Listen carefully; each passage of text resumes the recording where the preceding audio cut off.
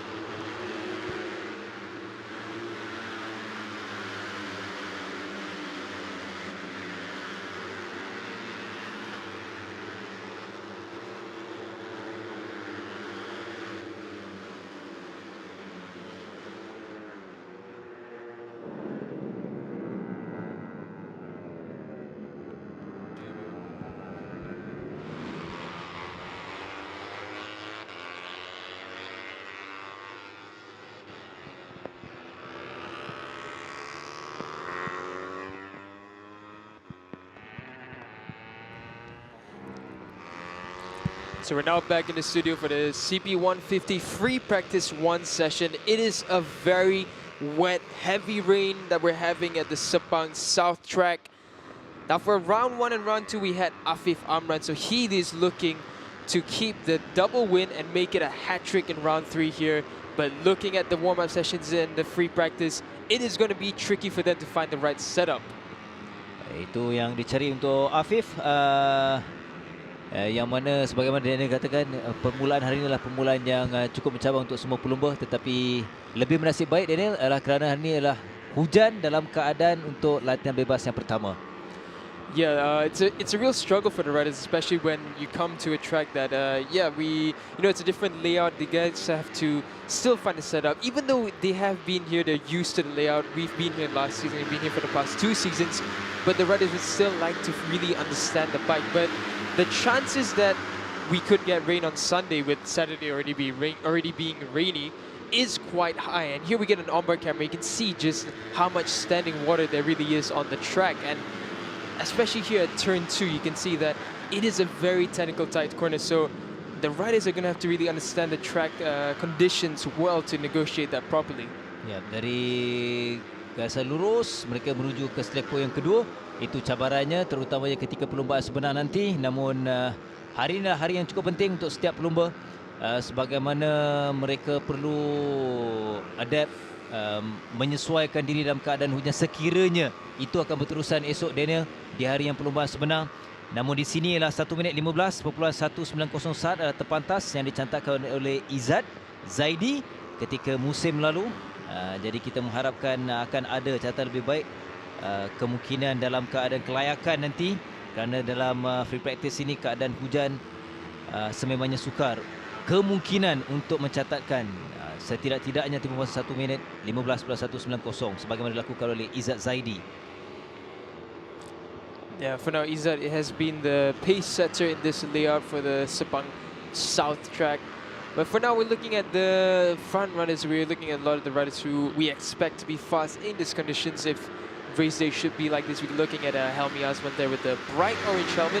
Very easy to spot him there. And here's a really great onboard shot. And there you can see how the slipstream really plays out in the Sepang International Circuit, because there is a long 1 kilometer straight, and taking advantage of the slipstream there is really a huge factor. And you can see Izam as well there.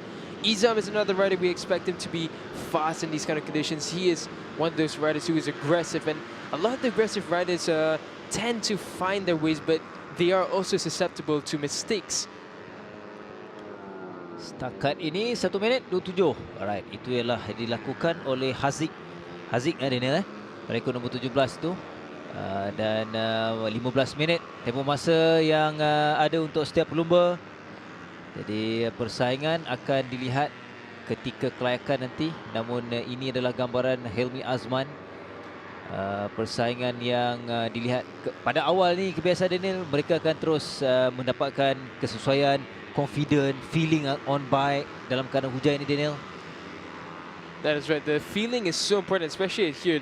What is usually the turn 13, 12, 13, 14, which is now turn 6, 7, and 8.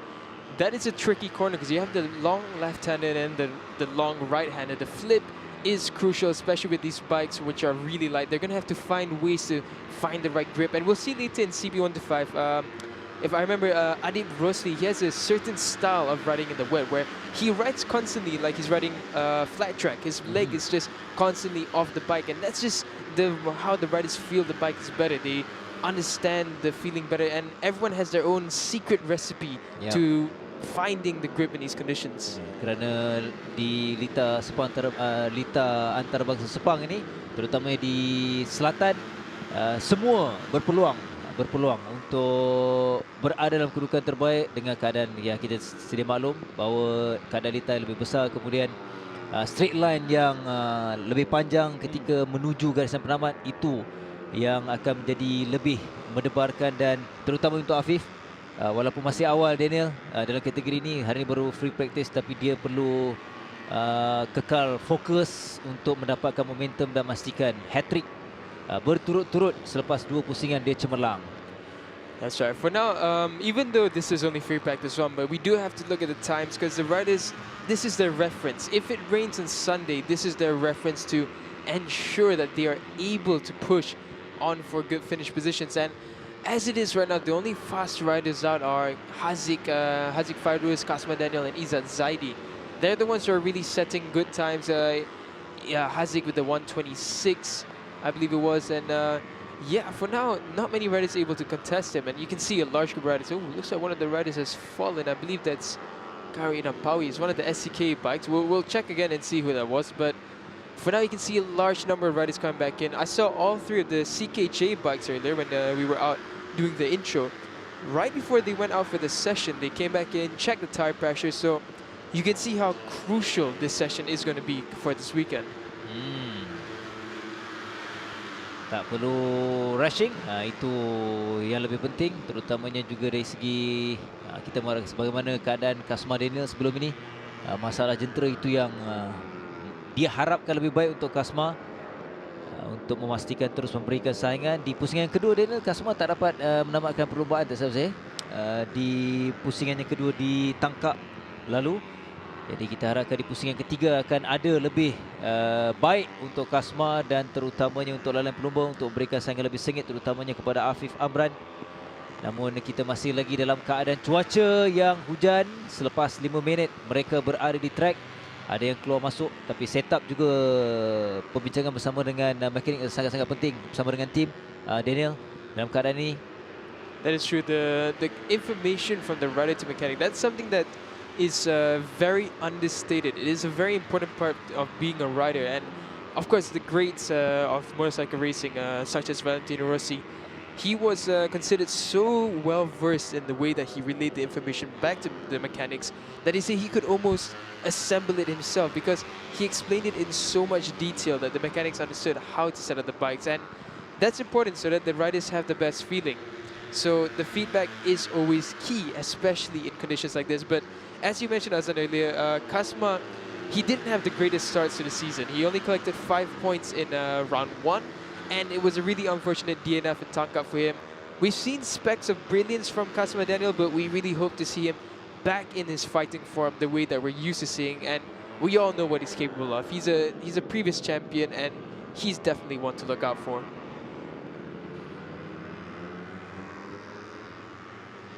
Now we're looking down. Apologies. Yeah, it's okay. Baik, kepada anda yang menonton sekarang ini, anda berpeluang untuk hadir sama-sama memeriahkan di Litar Sepang Selatan ini. Hari ini adalah hari yang pertama, esok adalah perlombaan sebenar, tetapi anda perlu hadir walaupun keadaan hujan. Jangan risau. Keadaan di sini semuanya selamat untuk anda. Datang penuhkan ruang penonton kerana anda akan disajikan dengan saingan perlombaan yang hebat. Itu pastinya akan ditampilkan oleh setiap pelumba. Dalam kelayakan di sebelah petang nanti adalah sangat-sangat penting. Dan kalau diikutkan sekarang ini, keadaan bagi free practice yang pertama CP150 belum cukup pantas, 1 minit 27. Itu antara catatan masa kebanyakan pelumba yang lakukan dalam keadaan cuaca hujan dan keadaan trek yang basah ini. Speaking of which, I think the rider that we saw at the last turn just now was definitely Kejuaraan Pawi, because he did come up but he did not complete his lap. So either an early fall or a bike issue for Kip. So we do hope to see Kip back up, and we are excited to see what he can bring back into the CP150 category. He had a stellar performance in Asia Road Racing, so we definitely hope to see more of Kip fighting at the front. But for now, we look at the defending champion is Azroy Hakim Anwar. Never discount Azroy in the wet, because Azroy is one of those riders who are super smooth, and he tends to understand the conditions of the track so well, and he never fumbles under pressure. 1 minit 26.711. Itu yang terpantas setakat ini. Namun di pit kita lihat antara pelumba yang masih lagi berada bersama dengan mereka. Ini antara perkara yang kebiasaan berlaku untuk setiap pelumba. Setup yang berbeza mungkin dalam mendapatkan setup yang terbaik dalam keadaan yang sukar dijangka, keadaan hujan ini. Pelumba dari warna XOX.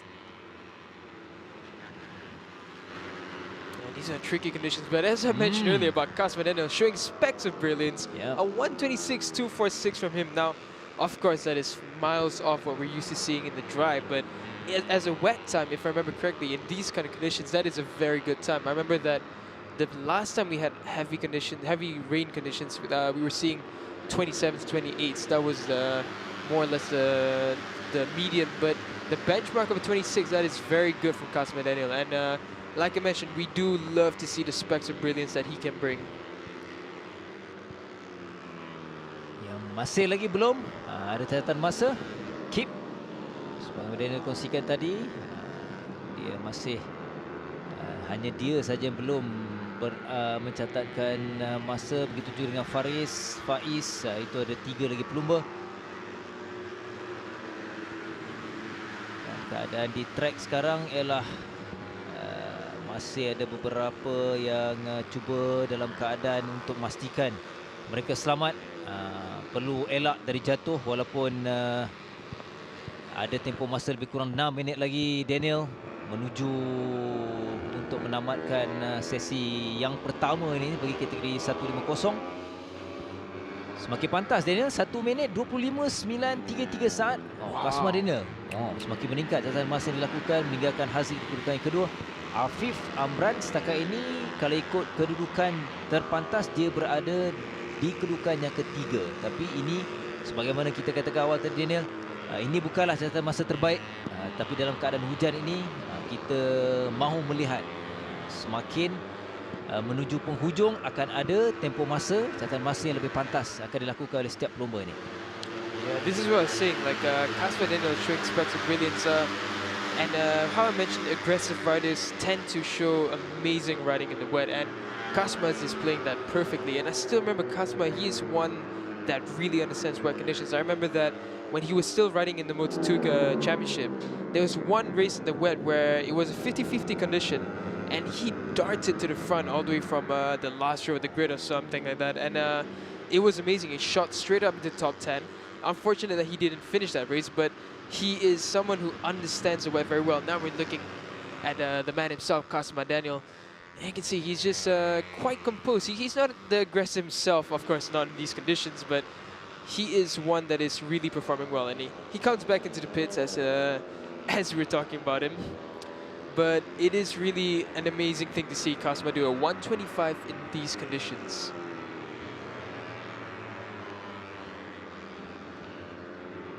Kurang 4 minit untuk selesai menamatkan sesi latihan bebas yang pertama ini. Kalau dari gambaran kita lihat di trek masih lagi hujan, keadaan masih lagi basah, dan andailah ini berterusan keesokan hari, Daniel, akan adakah bayangan-bayangan Kasma Daniel akan menamatkan perlombaan dengan kedudukan yang terbaik?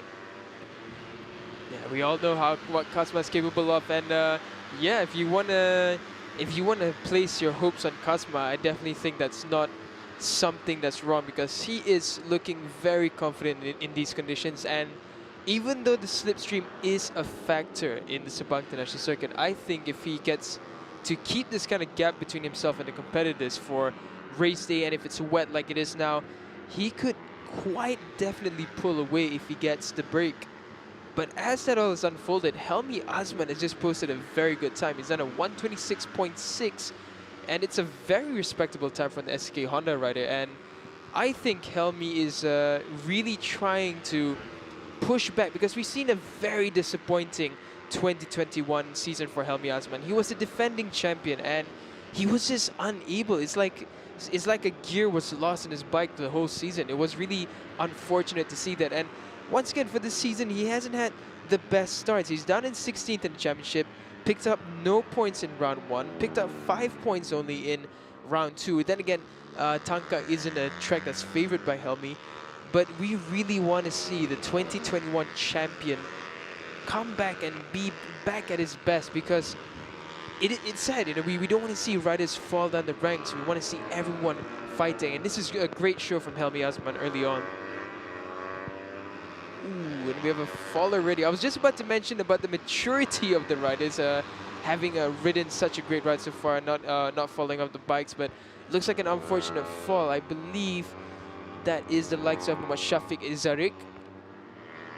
For now, we look at Haziq Fairuz. Izzat Zaidi has gone the fastest right now, a 125.949, just 0.044 seconds faster than Kasma. So Izzat Zaidi, the fastest lap time ever recorded was by him on this layout, and he's fastest right now in the wet. Oh, 1 minit 25. Menuju penghujung barulah semakin laju yang dicatatkan oleh Izzat Zaidi. Kasma yang berada di kedudukan yang kedua. Afif juga dalam keadaan yang lebih baik sekarang ini. Jadi cabaran untuk Afif, walaupun ini adalah dalam keadaan free practice. Jadi kita mengharapkan, ya, kita tetap mengharapkan ke semua pelumba untuk memberikan saingan yang lebih sengit dalam pusingan yang ketiga. Azroy kini dengan berapa catatan? 1 minit 27 saya tadi keadaannya. Keep belum lagi ada cerita Daniel. Keep untuk Khairul dan Pawi belum ada catatan masa, dan dia juga belum keluar mungkin dalam keadaan ni. Tak nampak lagi catatan masa dilakukan. Izzat masih kekal ada beberapa pelumba, 2 pelumba. Kini Haziq juga dalam 1 minit 25. Perbezaan tak jauh, hanya perbezaan 0.012. It's a fall for Haziq Faris. And that just shows how slippery it is right now out there. It was such a slow fall. Like it looked like nothing was going on there, but an unfortunate fall for Haziq Faris. Rider is okay, bike looks fine as well. That's a great thing, he is fine, but that just shows how tricky the conditions are. He just lost the front without even realizing it, and yeah, that's how slippery it is in the wet. Now we're going to get a great shot. He's just banking into turn 3 here, what is usually turn 9, and the front just washes away from him, and he loses the rear at the same time, and there's just no saving that in this condition. Feeling sangat penting. Yalah, keadaan ada ketika bila semakin laju, menuju selekoh itulah cabaran untuk setiap pelumba kerana ya kalau kawalan throttle tu sangat-sangat penting. That is true. That is Yep. true. It is a skill that really has to be mastered to race in this level of the competition. But Isaac Faris is okay. His bike looks fine. It's just tricky conditions out there today. Early on in the morning, it's cold, it's wet. The tires are not gripping as well. But as this is all unfolded, the checker flag has come out, and a 124 from Cosma Daniel. Where did that come from? 124.8 for Cosma. Great time from him for these conditions. So for now, we're just waiting the riders to take the checker flag, and we'll see whether anyone else has pushed their way up a bit. There you see Azrai and Ayman Tahiruddin. Ayman having a bit of a scruffle with, if I remember correctly, it was Nazrul Izzat in Tangka. And Ayman on that lap, a 124.740 from him. 1 minit 24 itu terpantas setakat ini dari Cosma Daniel. Dalam keadaan yang baik antara pejabat Afif. Di mana Afif? Afif dengan 1 minit 26.201 saat. Masih dalam kedudukan yang okey untuk memberikan saingan. Kemudian Izzat Zaidi 1 minit menurun sedikit, 1 minit 29 tadi. Yang terpantas 1 minit 25.300 saat. Once again, Cosma just snuck on the radar. 124.3 from Cosma. So he's gone fastest again. Amazing time for Cosma Daniel.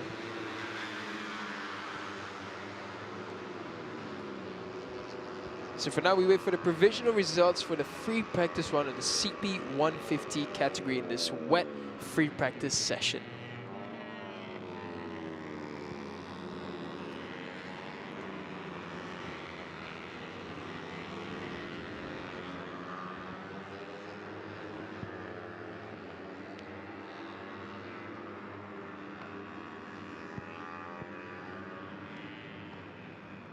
Baik, yang sedang menonton ini, kita baru saja selesai untuk free practice yang pertama ataupun latihan bebas yang pertama untuk CP150. Mereka akan turun kembali pada tengah hari nanti. Namun selepas ini, yang akan turun ke track ialah kategori CP125. Namun ini adalah keputusan untuk free practice yang pertama. Cosma Daniel terpantas 1 minit 24.366 saat, diikuti dengan Ayman Tahiruddin.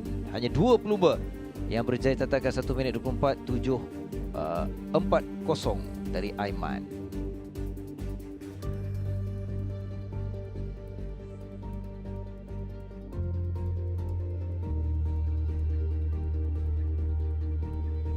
Lapan lagi kedudukan. Azroy di kedudukan yang ke-9, 1 minit 26.710 saat. Walaupun tadi kita boleh melihat ada pelumba yang terjatuh, namun masih dalam keadaan boleh diteruskan selepas ini. Namun ini kesemua keputusan anda boleh perhatikan pelumba-pelumba yang telah pun selesai untuk free practice yang pertama. Hari yang pertama lebih terarah kepada latihan bebas, kemudian kelayakan di sebelah petang untuk kedudukan grid dalam perlombaan sebenar hari esok bagi pusingan yang ketiga nanti.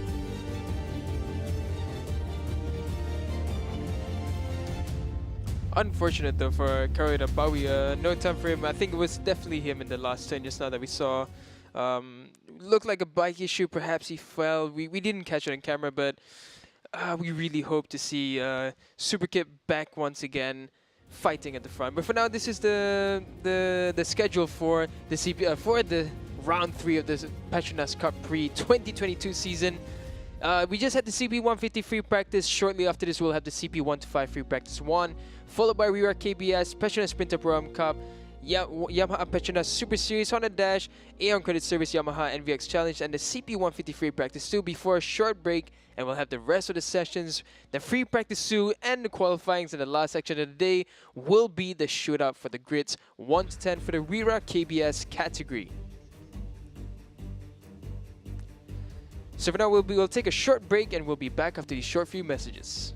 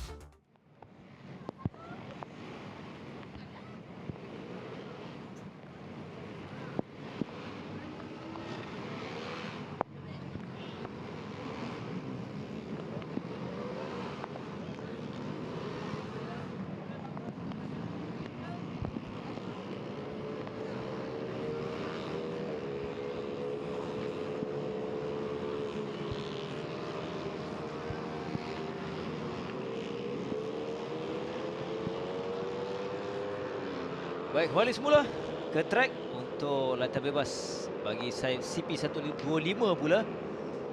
Yang mana akan membabitkan kesemua pelumba Hafizah Rofa yang tidak akan berada di track, tapi kita akan perhatikan kesemuanya.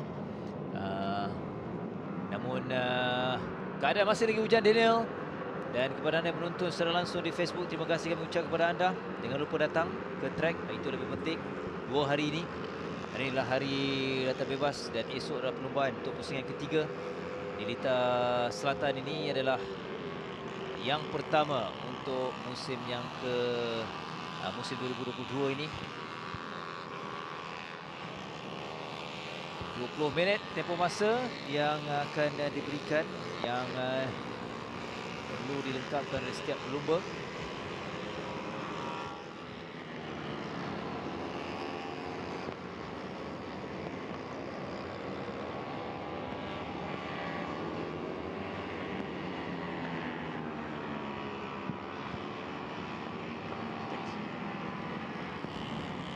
Yeah, so now we continue with the rainy action at the Sepang International Circuit. This is the south layout. Now we saw the action earlier, the CP153 practice 1. We saw specks of brilliance from Kasmet Daniel, fastest in the wet. And these conditions are really tricky. The visibility is quite clear, but there's still a lot of standing water. It is still definitely heavy rain that we are encountering. And in the CP125, of course, we've had a brilliant performance to the start of the season from Hafizah Rofa. He leads the championship with 50 points early on, and he's got a sizable gap. It is a gap of 17 points between himself and Muhammad Shafiq Rasul in second. Muhammad Shafiq Rasul, of course, his teammate. So a 1-2 as it stands for the 1xx TKKR racing team, and they would love to keep it as it is because Alif Daniel and Muhammad Shafiq Rasul, they aren't too far behind, but the two front runners have been brilliant in their performances so far. Now we're looking at really tricky conditions. You can see there how much standing water is on the turn 2, and here's where we saw the incident with Hazif Faris, where he just lost the front. This is none other than turn 3, otherwise known in the full circuit as turn 9. And it's a tricky corner. You're coming down a short straight. It is slightly downhill, so your bike has a lot of pressure going on the front, and then you got the uphill curve going up at turn 3, and it is a very tricky corner to negotiate, especially in the wet. Now we're looking, I believe that is the likes of Shafiq Rasul there, rider number 22, and you see him in a sea of riders. Everyone's just trying to get the feel. I believe Firdaus Hamdan is there in the mix as well as Haziq Hamdan. Firdaus Hamdan as well. We saw an amazing performance from him in Tangka.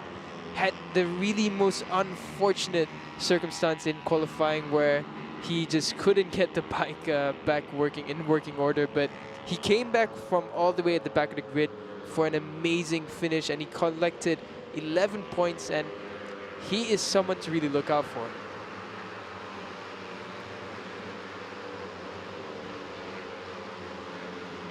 Ada jalan masa yang lebih baik dari Idham dalam terpantas yang 1 minit 38.276 setakat ini.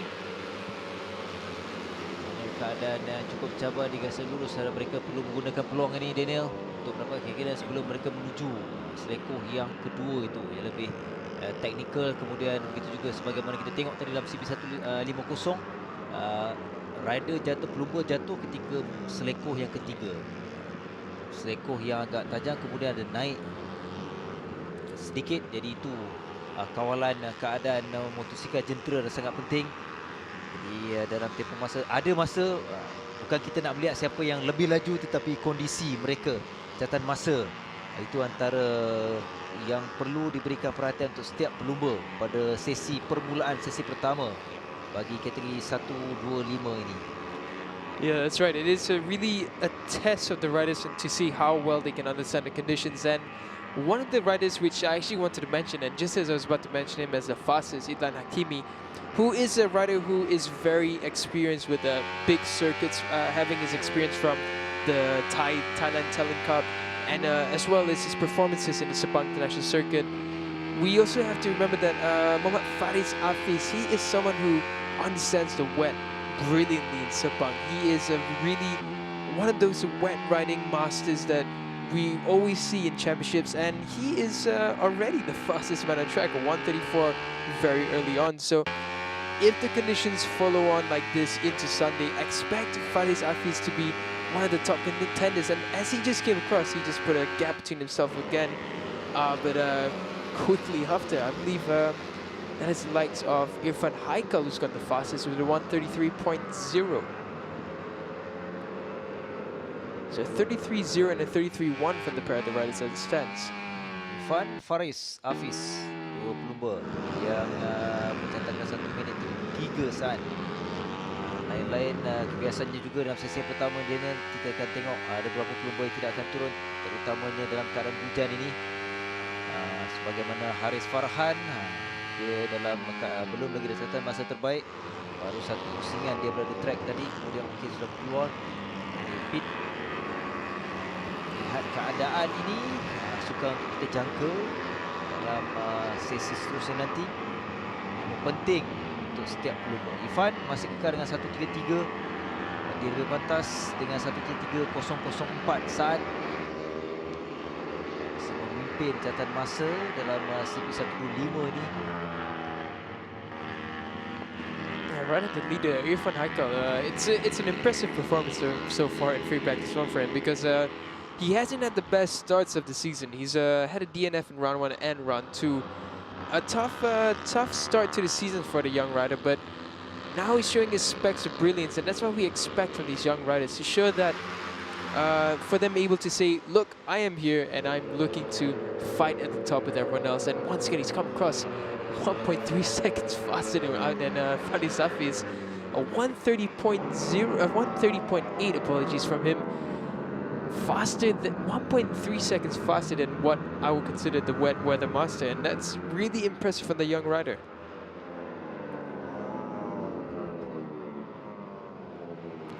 For now, it's 12 minutes left. And you can see the spray when the bikes are riding together. Now, this is what we expect in race conditions, what makes it so tough. And we're looking at Petronas Malaysian, but you can see the spray. That is a big factor in the races when it's wet, because you get the sprays all over your helmet. It's hard to see. It's very difficult to navigate through, and you have to be really smart as you try and make your way around the competition. And it is difficult, and you see a lot of riders riding in groups. We didn't see this in the CP 150 category earlier, where we saw the riders all in separate, some riders trying to find their way alone, just spots of 3 or 4 riders together. And speaking of wet weather riding, I believe you saw Shafi Russell there with his leg out around turn 6, and as well as Haziq Hamdan there. That is the difference. Some riders, they have their certain recipe. Petronas Hamdan caught in traffic there. A lot of riders not going around the last turn as fast as he would like it. You see that his brother, he got a clear path all the way out of there. Irfan Haikal there at the front, he is lapping in within a good time. He's still in the 33s, but his fastest is still the 1 minute 30.8. Still no one to match him yet. Irfan baru saja melakukan 1 minit 33, 5.31 saat, tapi terpantas untuk Irfan ialah tadi 1 minit 30 saat. Kelompok besar ni bila kita tengok lebih mencabar untuk setiap pelumba. Mereka berada kelompok besar, walaupun inilah sesi latihan bebas. Angkat tangan dari Daniel. Looks like 17. Saiful Azhari. Saiful Azhari. Big moment there for Petronas Malaysian. We just mentioned earlier how Haziq Faris had his fall there, and Petronas Malaysian getting a full taste of it. But that was interesting. Looks like Saiful Azhari. I believe that's looked like a throttle failure, because he usually the riders will keep the throttle hand still there, but he just took his hand off the throttle. So I think issues for the Tobaki Pink Racing team once again. And yeah, there we have him. He's walking off. So definitely a technical issue with the bike. And with 10 minutes left, I don't think he's going to get any more laps in the session. Yeah. So an early end for one of the Tobaki Pink Racing riders. And speaking of the Tobaki Pink Racing team, Harith Farhan, who we saw, a brilliant rider last season, and he has had a decent start to the season. 16 points in Tanka, a very strong battle from him. He is now in 13th with a 135.5, so not where he would like to be in these conditions. He's not one to slouch in wet weather riding, but looks like struggles for the Tobaki Pink team. Sebagaimana Saiful Azhari tadi, pusingan pertama tak dapat menamatkan perlombaan, kemudian di pusingan kedua hanya 5 mata. Jadi mencabar untuk Saiful Azhari. Sebagaimana Daniel katakan tadi, adalah Harith adalah lebih baik dalam keseluruhan di kedudukan yang ketujuh. Yang terbaik adalah ketika pusingan yang kedua ditangkap lalu. I was about to say, I was happy the cameraman looked at Adi Brossi because he's up into third and he is one of the riders, and there we go, right as I wanted to talk about it. The way he rides into the corners, he puts his leg out as if he's riding on flat track motocross riding, and it is something really interesting. Seeing a bit different, but if you see him ride in the south layout especially, throughout turn 5 and 6, his leg is just completely flat-footed around the corners, and it is something really different. And looks like he has an issue with the bike though. His hand is up, and yeah, some riders not able to get the bike really running the way they want it to, it seems. So he will most likely head into the pits on this lap.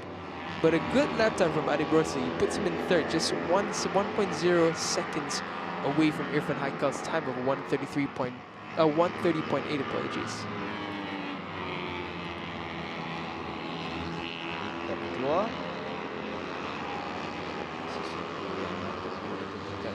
Bersama dengan tim atau pasukannya bersama dengan mekaniknya tim di Adi Brossi sudah pun meninggalkan track. Kalau diikutkan di pusingan yang kedua lalu, Adib menamatkan perlombaan di kedudukan yang ketujuh. Ditangkap, namun di track masih lagi didominasi dengan 1 minit 30, 8.33. Ini dia. Daniel Johan.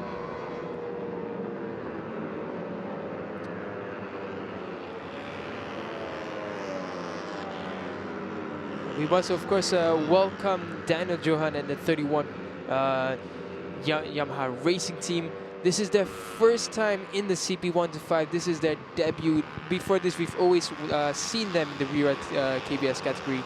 We've seen them dominate the rear category, and for now, we are seeing the 31 racing team with the single rider Daniel Johan in the CP125.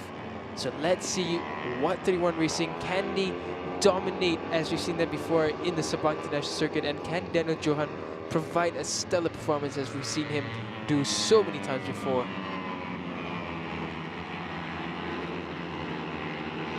Berapa lagi pelumba baru yang akan turut memberikan saingan dalam kategori CP125 ni, antaranya adalah Faris Putra. Ini adalah pelumba muda yang merupakan bekas juara MiniGP musim lalu. Dia menggantikan Alif Daniel bersama dengan pasukan Petronas Sprinter Yamaha Majimoto. Itu juga antara tumpuan jadi cabaran untuk beberapa pemuda antara tarikan dalam kategori 125cc ini. Yang mana sekarang ini adalah perkembangan terkini. Kalau ikutkan catatan masa terpantas, masih lagi kekal oleh Irfan Haikal dengan 1 minit 30. Lain-lain pelumba masih memburu kedudukan ataupun catatan masa lebih baik. Faris bukan yang kedua, lebih ada peningkatan daripada Faris. Faris Hafiz 1 minit 31.767. Sudah 3 pelumba yang catatkan 1 minit 31.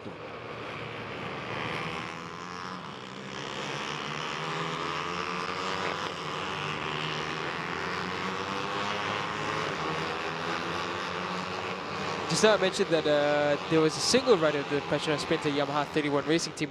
Apologies for that. It's actually 2 riders from the 31 Racing Team.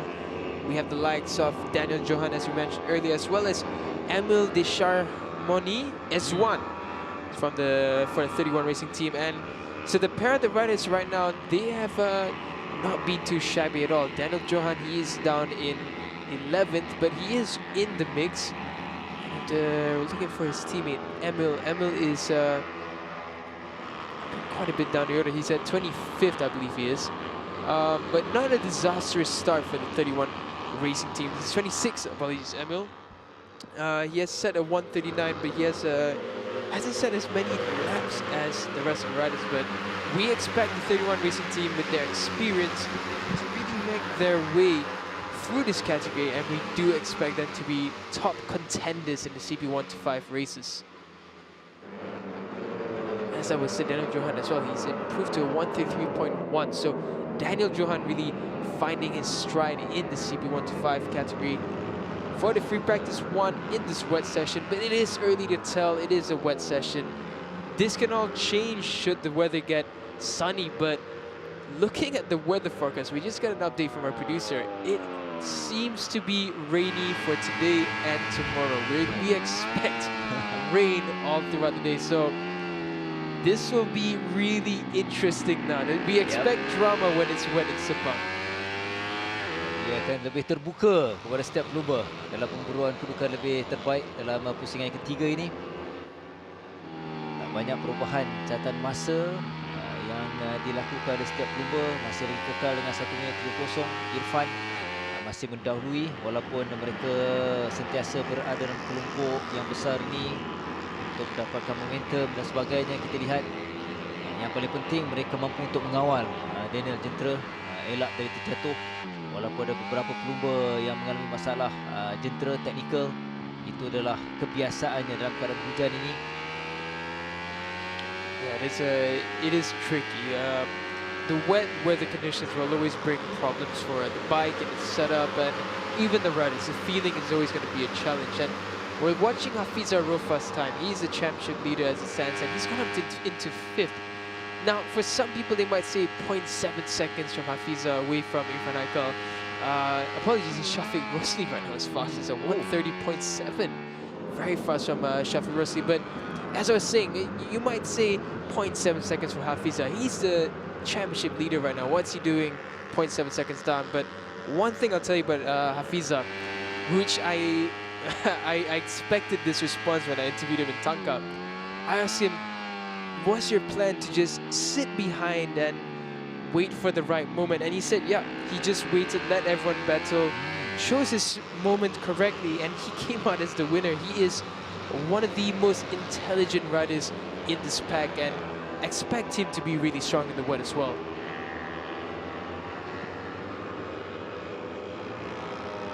Shafiq Rosli, Irfan Haikal, Faris Hafiz. 3 pelumba ini kalau ikutkan adalah yang konsisten dengan 1 minit 30. Walaupun Irfan agak lama berada selaku yang paling pantas kini Shafiq Rosli. Hanya perbezaan 0.045 saat. Shafiq berada di depan, tinggalkan Irfan di kedudukan yang kedua. Can really see how much water is going on the camera. That's the amount of spray that the riders are getting, and it is tricky. I can tell you from experience that having the water being splashed all over your helmet visor, it is not easy to get rid of. But for now, I saw Hafiz's teammate Shafiq Rasul has gone up into 4th. A very good time for him. Just 0.1 seconds off Shafiq Rasul's fastest, so 1:30.962 from Shafiq Rasul. So the 1xOX TKKR team riders looking very strong in the wet for the free practice 1 session.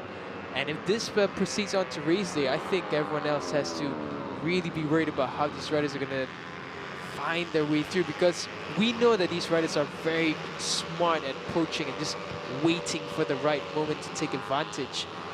And I believe Abdullah Qayyum is in this mix as well.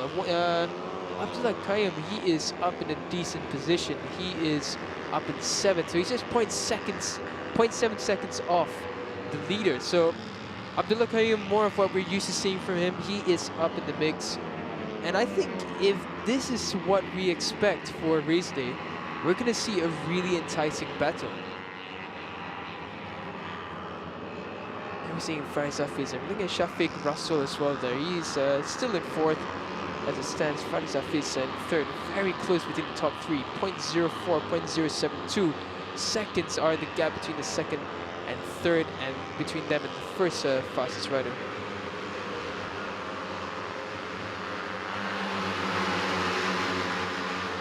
And as all of this unfolds, the checkered flag has come up, but this large group of riders will have another lap coming for them. They crossed just before it came out, I believe, and we will wait to see whether the riders will improve further, and I think we might see some improvements here and there, but nothing too drastic, I believe.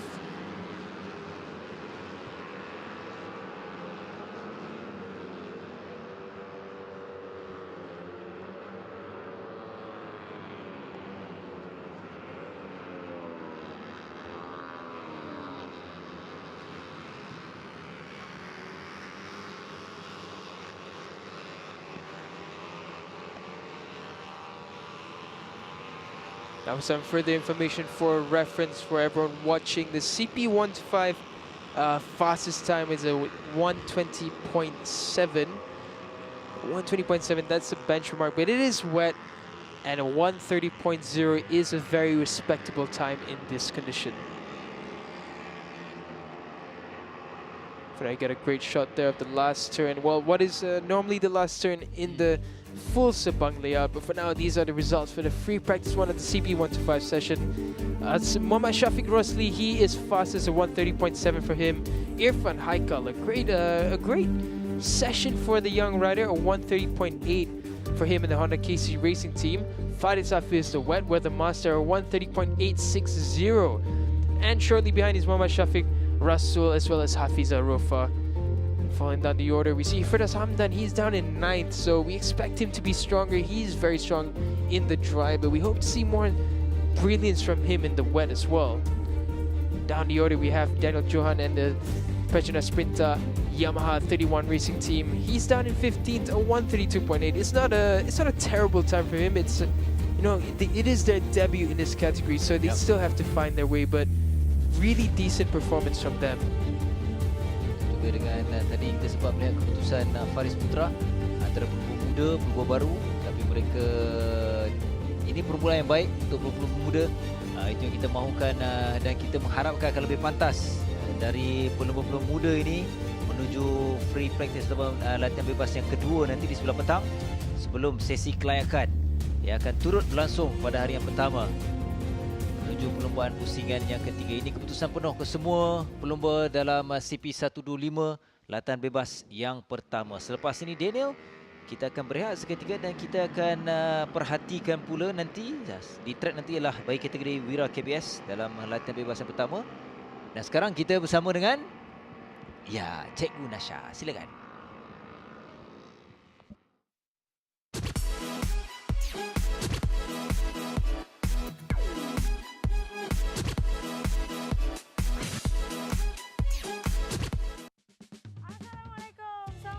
Ke kelas tuition pelumba Cikgu Nasha. Selamat pagi, Cikgu. Selamat pagi, Cikgu. Anda bersama dengan saya di Motoview episod yang ke-23, guys. Kali ini Nasha jadi cikgu. Nampak tak rotan yang Nasha bawa untuk korang ini? Okay. Ini adalah kelas pelumba untuk semua peminat-peminat sukan pemotoran. Wah, jadi ramai yang tertanya macam mana nak jadi pelumba, macam mana nak jadi pelumba Cub Prix. Untuk episod kali ini korang kena stay sampai habis. Macam mana untuk jadi pelumba, Nasha akan bagi tahu. Kalau tak, rotan ni melayang. Korang mesti teringat-ingat kan rotan ni ada dekat Nasha ni, teringat zaman sekolah dulu. Tapi kita bukan nak ajar bahasa Melayu ke bahasa Inggeris, bukan. Kita nak ajar macam mana nak jadi pelumba, geng. Jadi ada beberapa perkara yang korang kena tahu macam mana nak masuk Cub Prix. Yang korang kena tahu adalah 3 perkara. Pertama, yang korang kena tahu adalah OMR. Tengok kat sini. Pertama adalah OMR, di mana itu adalah perlumbaan satu pengeluar. Dia ada Honda dan juga Yamaha. Usia yang layak adalah bermula daripada 13 hingga 18 tahun. Sewaktu daftar dan juga pemilihan percuma, geng. Korang jangan fikir kena bayar. Cikgu bagi tahu ni. Tak bayar, free je korang boleh register. Yang kedua, kita tengok adalah di mana ini adalah Pro and Cup. Pro and Cup ini adalah pelumba persendirian. Kategori Pro and Cup, umur yang layak adalah 18 hingga 45 tahun. Dan kalau korang nak tengok, kita tengok dulu yang ketiga. Ketiga color kuning tu nak terus masuk tim. Mustahil, geng. Sangat mustahil, geng. Macam mana nak masuk tim, kan? Tapi mungkin ada juga peluang. Tapi sabar dulu, kita nak cerita dulu tentang One Make Race. Jadi kita tengok dulu, kita pergi dulu ke One Make Race ni. Macam mana carta dia? Okey, geng. Okey, benda pertama yang korang kena buat adalah mohon kebenaran kedua-dua ibu bapa. Buatlah baik masa mula-mula nak pergi. Macam dah nampak kan dekat website Cub Prix tu pemilihan pelumba baru. Buat baiklah dalam seminggu tu kan. Urut-urut ayah ke, urut mak ke, ajak pergi makan dia kan. Kalau korang ayah atau mak kata ya, senyumlah sampai telinga. Kalau kata tak, bye-bye. Kita tak boleh nak buat apalah. Bye-bye lah macam ni. Okey, yang kedua, korang kena daftar. Daftar yang macam Nasha katakan tadi. Macam Nasha katakan tadi, daftar tu di mana kalau korang tengok daftar tu kita akan buka kita akan post dekat website Facebook Malaysian Cub Prix. Jadi bila korang dah nampak dah beli daftar tu, korang daftar. Jadi benda pertama adalah daftar. Macam Nasha katakan, percuma, tiada bayaran, percuma je geng. Jadi daftarlah. Umur dia apa yang Nasha kata tadi? 13 hingga 18 tahun. Dah lebih 18, bye-bye. Bye-bye lagi. Tapi korang jangan risau. Sebenarnya kita ada cerita lagi. Sabar dulu. Selepas itu dah daftar, korang akan dapat panggilan. Telefon. Nampak tu? Telefon. Kalau tak dapat telefon tu, sabar. Kita kena pergi ke ikhtiar yang lain. Macam yang ditunjukkan ni, ikhtiar yang lain. Kalau dapat, dapat telefon, berdering lah telefon korang tu. Kring kan? Kita akan pergi ke pemilihan. Pemilihan itu di mana selection lah. Pemilihan korang layak ke, yang siapa yang dapat call tu. Semua akan ditemukan di satu tempat. Percuma juga. Tapi kalau nak pemilihan tu, contohlah. Pemilihan tu dekat Perlis ke, kat Unimap ke. Perjalanan daripada rumah korang nak pergi ke Unimap tu, korang kena sendirilah. Sebab dekat sana, bila dekat selection tu, motor dah disediakan. Jadi korang jangan risau. Dan kalau terpilih, suatu pemilihan tu dah terpilih, geng. Kalau dah terpilih, benda yang pertama korang kena tahu adalah kita kena buat bayaran sebanyak RM4,000. Di mana RM4,000 itu termasuk motor disediakan dan juga apa benda tu? Entry fee. Apa benda tu pula Nasha katakan. Dan juga korang kena tahu perjalanan bila terpilih tu, perjalanan dengan penginapan korang kena tanggung sendiri. Tapi jangan risau, bila pergi race je, motor dah ada. Yang penting bayar register semua dah ada, yang penting korang bawa aje. Dan kita nak cerita pula yang tidak terpilih tadi. Satu yang tidak terpilih tak dapat call dan juga satu tak terpilih. Korang jangan risau, kita akan ke ikhtiar yang lain. Nampak tu ikhtiar yang lain tu. Jadi kita pergi ke next page. Kita tengok ikhtiar apa tu. Yang color biru tadi. Okey. Kita tengok color biru kan. Nasha pergi belah sini lah. Barulah nampak sikit kan. Ini dia Pro M di mana kita ada 7 langkah. Guys, 7 langkah. Banyak ni. Sebenarnya tak banyak pun. Sikit je sebenarnya. Langkah yang pertama. Nampak tu? Langkah yang pertama. Korang kena ada jentera sendiri ataupun motor sendiri. Tapi korang kena tahu tau. Mestilah motor anda pun. Bukan motor superbike. Korang jangan mandai-mandai. Orang kata nak pakai motor superbike. Motor anda pun. Lepas tu kita tengok. Yang kedua. Spesifikasi teknikal. Yang pertama, spek dia di mana korang kena tahu CC dia pula.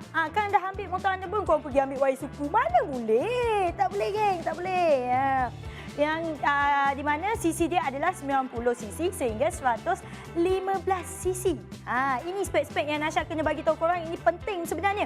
Korang kena tahu tentang kepala silinder yang bebas. Macam ada tulis kat situ, injap, saiz injap dia berapa. Ada tulis injap masuk 25.5 mm. Dengan injap exhaust dia 21 mm. Lepas tu maksimum 2 injap setiap silinder. Lepas tu dengan kita tengok ada saiz carburetor. Saiz carburetor tu penting, geng. Sebenarnya kalau korang macam dekat situ dia ada tulis saiz carburetor 24 mm. Kalau korang terpakai 25 mm, disqualified. Itu yang korang kena tahu, benda-benda macam tu. Bahan blok silinder mestilah seperti asal, geng. Lepas tu crankshaft lagi, tentang 3 piston, 3 salur cincin. Lepas tu exhaust titanium, tidak dibenarkan langsung. Jangan pandai-pandai cikgu marah nanti. Lepas tu korang kena tahu, kena pakai tayar perlumbaan. Kalau korang pakai tayar sotong, Nasha nak tanya korang. Cikgu Nasha, lupa pula cikgu Cikgu Nasha nak tanya korang, boleh ke korang corner pakai tayar sotong? Tergelicik lah kan? Tergelicik lah kan? Kotak nanti memang tak boleh corner, geng. Kita kena pakai tayar yang ikut spek perlumbaan. Selepas itu kita kena tengok ada bateri. Bateri itu korang kena simpan bawah seat. Buka tempat duduk korang tu, buka letak kat bawah seat. Tak boleh nampak, tak boleh tunjuk. Jadi korang kena tahu lagi satu. Ini pun sangat-sangat penting Cikgu Nasha nak bagi tahu. Di mana berat motor korang tu adalah 80 kg sehingga 85 kg.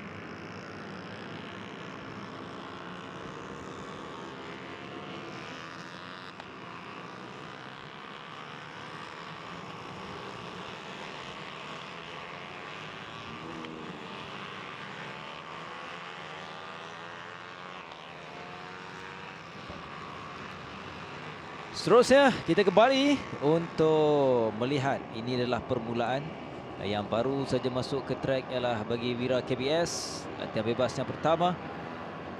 Dan masih lagi hujan. Kepada yang sedang menonton di Facebook, kami masih menanti kehadiran anda untuk sama-sama memeriahkan, memenuhi di Litar Sepang Antarabangsa Selatan ini. Esok adalah hari yang lebih penting. Dan pentingnya bermula dari sekarang, Daniel. Kerana latihan bebas ini kita lihat dua kategori sudah selesai, CP150, CP125 dan sekarang beralih kepada Wira KBS. Yeah, definitely. These free practice conditions are absolutely key. Oh, looks like one of the two riders are with their hands up. Number 27, I believe that is one of the V4 Rear Muda Tech Academy riders. And one of the Tobaki Pink Racing Team riders as well. Early on, right at the straights, already issues for a handful of riders. So these are worries. These will bring worries for the teams and the riders as it is very early in the weekend. But I believe a lot of the riders do need to take these sessions with precaution. Huge moment there. I believe there was Samadi Paris nearly losing the front. Huge wobble for him. But yeah, as I was saying, these conditions are tricky, and some riders may tell themselves, yeah, we don't really want to push too much, we don't want to take the risk, but these are the times to really learn track. And it looks like one of the Tobaki Pink riders are down. I believe that is number 62. So there is Irfan Danish from the Tobaki Pink Racing Team. Irfan Danish, DNF, and another one. Jatuh. It's another Tobaki Pink Racing Team. Right? Is that Danny Mikael? 36 Daniel. 36 ialah ya Nordini. Nordini, well, you said it's Nordini. Wanita. Looks like it's a painful fall for her. That's it. That is. She lost the rear and fell right on her right knee. You can see that the impact was down hard on her right knee, and that is going to be a painful fall for Nordini, but I think she should be fine. She should be able to get back on. It doesn't look to be too bad of an incident for her. For now, two of the Tobaki Pink riders are out, and we saw one of them raising their hands. So for this session, I think Danny Mikael is still in the mix there. He's down into 7, so problems for the Tobaki Pink Racing Team from the CP125 and in the Wira KBS now. Untuk permulaan ini Syamil sudah pun terpantas dengan 1 minit 35.772 saat. Walaupun sesi latihan bebas, tapi Syamil sudah pun mahu mendapatkan keyakinan yang lebih penting kerana dia mahu kekalkan sebagaimana Afif. Syamil juga mahu mencari kemenangan hat-trick, Daniel, untuk pusingan ketiga ini. Shamil will be looking to really complete the hat-trick, as he is one of those riders who has been performing exceptionally. But then again, the same can be said about his teammates from the Petronas Sprinter Yamaha 31 Racing Team. Danish Ayman, double second place for Danish Ayman so far, round 1, round 2. His teammate Shamil Amshar, need we say less? A double win for him, round 1, round 2, and in third, a double P3. It's as well. It's Muhammad Adam Haikal Jahar, the Petronas Sprinter Yamaha 31 Racing Team. We used to say that they're strong in Sepang, but they were weaker in small circuits. But this season, they flipped the script. They have been exceptional, and they are the team to beat. There's no one that's contesting them as close as Farid Kamal, and they really have something special in this 22-22 season. Ice East sudah pun ada peningkatan menerusi catatan emas yang dilakukan 1 minit 36.599 saat untuk di kedudukan kelima terpantas. Namun Syamil masih lagi kekal selepas hampir lebih 11 pelumba sudah pun melepasi 3 pusingan. Yang paling pantas masih kekal milik Syamil Amshar dengan 1 minit 35.171 saat. Selebihnya ada 4 pelumba yang berjaya mencatatkan 1 minit 36. Yang paling pantas di kalangan 4 pelumba ni adalah Farish Hafiz, maaf saya, di kedudukan yang kedua dengan 1 minit 36.045 saat. Adam Haikal juga dalam kedudukan terbaik di kedudukan yang ketiga. script is almost similar. Once again, we have Shamil Amshar in first and Adam Haikal in third. The only one missing is Danish Ayman. Danish Ayman, he is somewhere down the order. I can't really find his name. He's down in 25th. He hasn't come out for a lap yet, Danish Ayman, so that's interesting. But I must give credit to some of the riders up in the order. We have Muhammad Lukman Nur Hakim Wazi. He is up in 7th. And Danny Mikael, he's up in 8th. So a great ride so far from those two young riders. And this is one thing I really love about wet weather racing.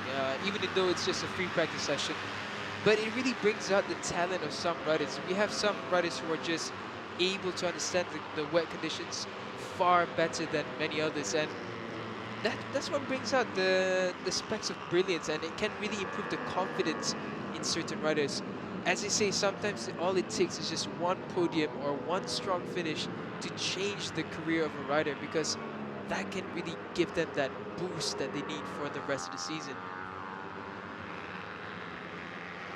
But as it is, I believe, see, this is interesting. I think only 19 riders out of 26 or 27 have set a lap time. A lot of the other riders from the likes of Izzeddin Faris down to Danish Ayman, sorry, Nur Haikal, they've only come up for their opening lap, but they've gone right back in with bike issues and whatnot. So bit of a tricky one. But look at Farid Hakimi. He has gone up once again at 134.3. Farid Hakimi, he's had you know, not a disappointing start, but not the start he would have wanted. He's down in 5th in the championship. He's collected 10 points in round 1 and 6 points in round 2. So, bit of brilliance coming from him in the wet. Selain Farid Hakimi, 3 lagi pelumba memberikan saingan sengit kepada Farid. Faris Syamil. Syamil turun di kedudukan yang ketiga, kemudian Adam Haikal juga kini sudah pun mencatatkan dengan 1 minit 34.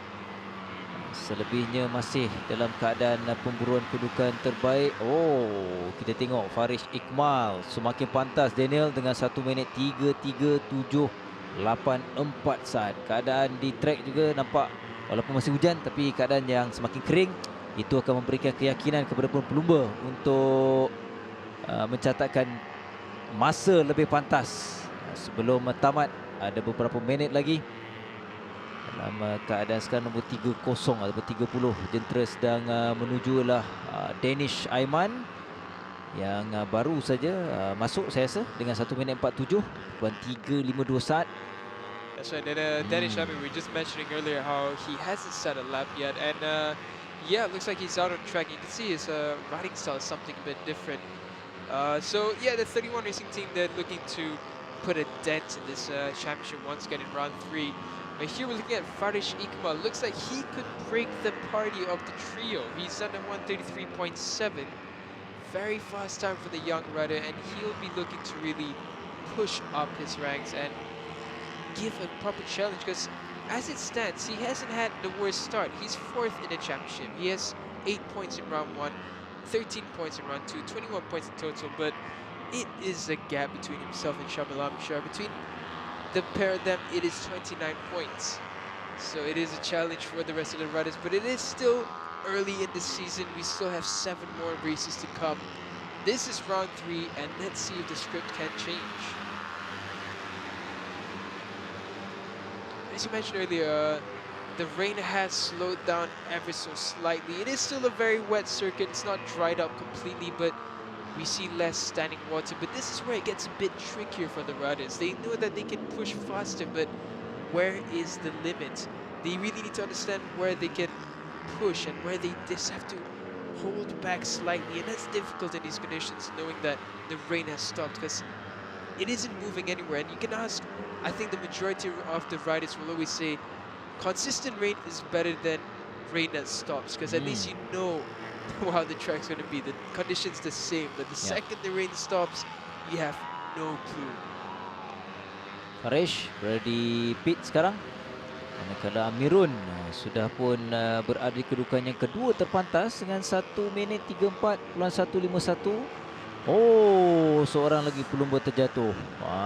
Apabila keadaan di setengah selekoh yang dilihat semakin kering ataupun tak ada takungan air, jadi itu menyebabkan pelumba cuba untuk mempertingkatkan kelajuan dan pastinya akan memberikan situasi yang berbeza menuju berapa minit lagi? 3 minit untuk tamat sesi latihan bebas ini. Jadi kawalan tidak boleh terlalu agresif, itu adalah lebih penting untuk mengawal jentera. Kita lihat ada berapa 5-6 pelumba yang konsisten dengan catatan masa 1 minit 34 saat untuk menuju melengkapkan pusingan yang ke-6. Masih lagi kekal milik Farish 1.33 walaupun dia tidak berada dalam trek sekarang ini. Masih konsisten, tidak ada perubahan kedudukan. Dalam kedudukan 15 pelumba yang masih berada di trek. Mana persaingan masih lagi terbuka. Kita lihat tak ada perubahan, banyak perubahan catatan masa yang dilakukan Daniel menuju penghujung ini. Penting lebih selamat untuk mampu untuk turun semula kerana ada peluang dalam sesi latihan bebas yang kedua sebelum kelayakan akan bermula di sebelah petang nanti.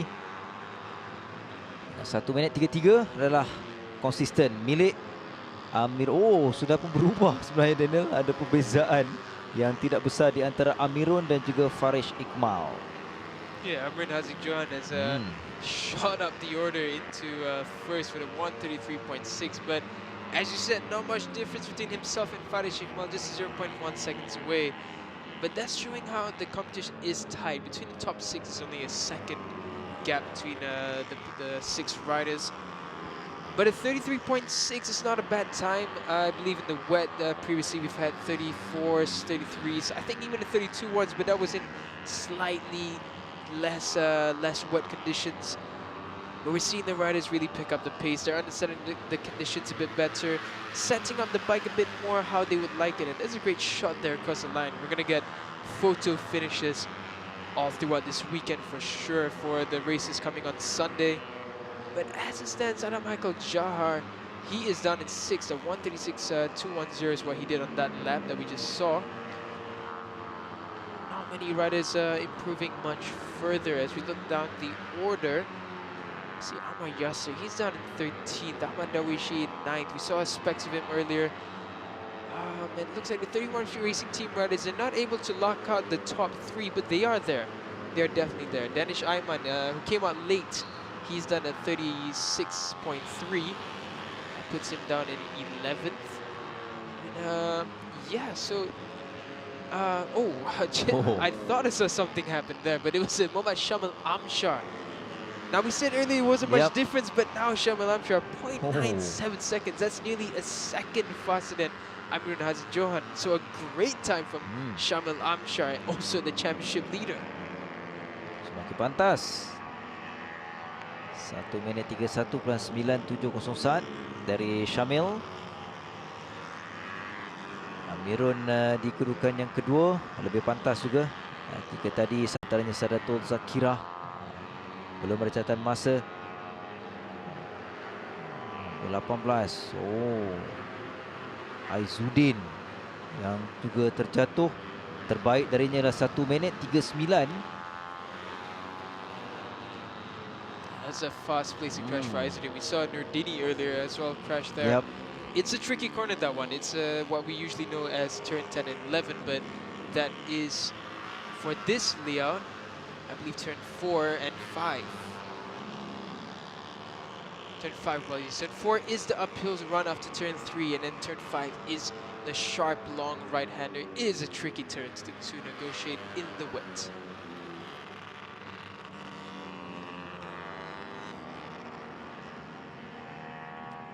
The results for the Rear KBS will be up on your screens now. Shamal Amshar as well, he improved even further, 131.157. So great time from the championship leader, and he is showing dominance in the Rear KBS category with the Petronas Sprinter.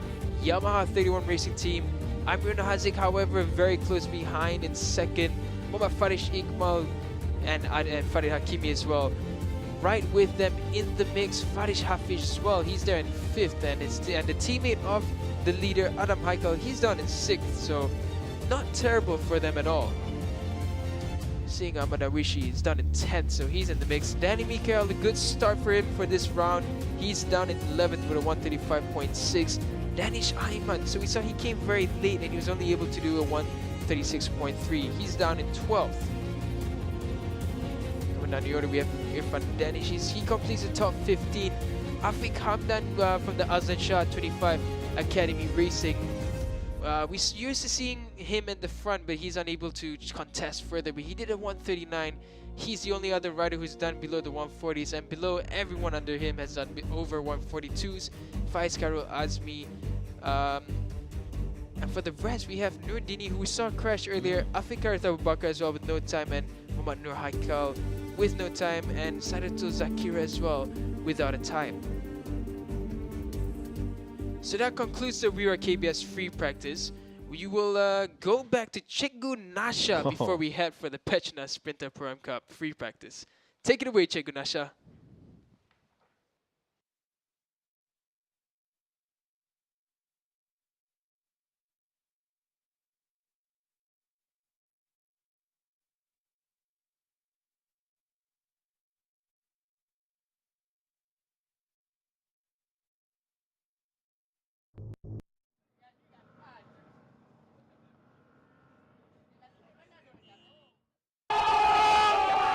Lepas tu jumlah berat dah campur motor dengan rider 135 kg. Jadi kalau korang nak tahu lebih lanjut tentang spek-spek ni, korang boleh tengok dekat website Malaysian Cub Prix, www.malaysiancubprix.com. Dekat situ korang boleh klik dekat peraturan, lepas tu ada buku regulation 2020, so korang boleh tengok dekat situ, semua ada keluar kat situ. Ini Nasha bagi yang apa tu, part-part penting. Cikgu Nasha bagi part-part penting. Saya ni asyik terlupa lah. Saya ni cikgu tau sebenarnya. Wah. Jadi lagi satu Nasha bagi tahu anggaran kos. Mesti tertanya-tanya, mahal ke semua benda ni kan? Anggaran kos untuk yang standard lah. Standard kedai, orang kata yang korang bawa buka plastik, bawa keluar kedai tu kan. Standard kedai kalau nak buat spek motor untuk pertama kali, Nasha anggarkan dalam 7K lah. 7K tu korang kena tukar handlebar, korang kena tukar cover set dia, foot race dia lagi dengan seat dia. Korang tak boleh, Cikgu Nasha kata tak boleh pakai seat standard, susah. Korang kena pakai seat yang racing, yang kalau macam dulu lah masa Nasha berlumba, kita potong seat tu. Mana-mana tim pun mungkin Nasha rasa dia akan potong seat tu, jadi dia nipis. Korang bayangkan macam mana nak bawa motor seat tu lebar. Tak boleh nak corner macam ni kan. Cikgu Nasha dah tunjuk dah sikit.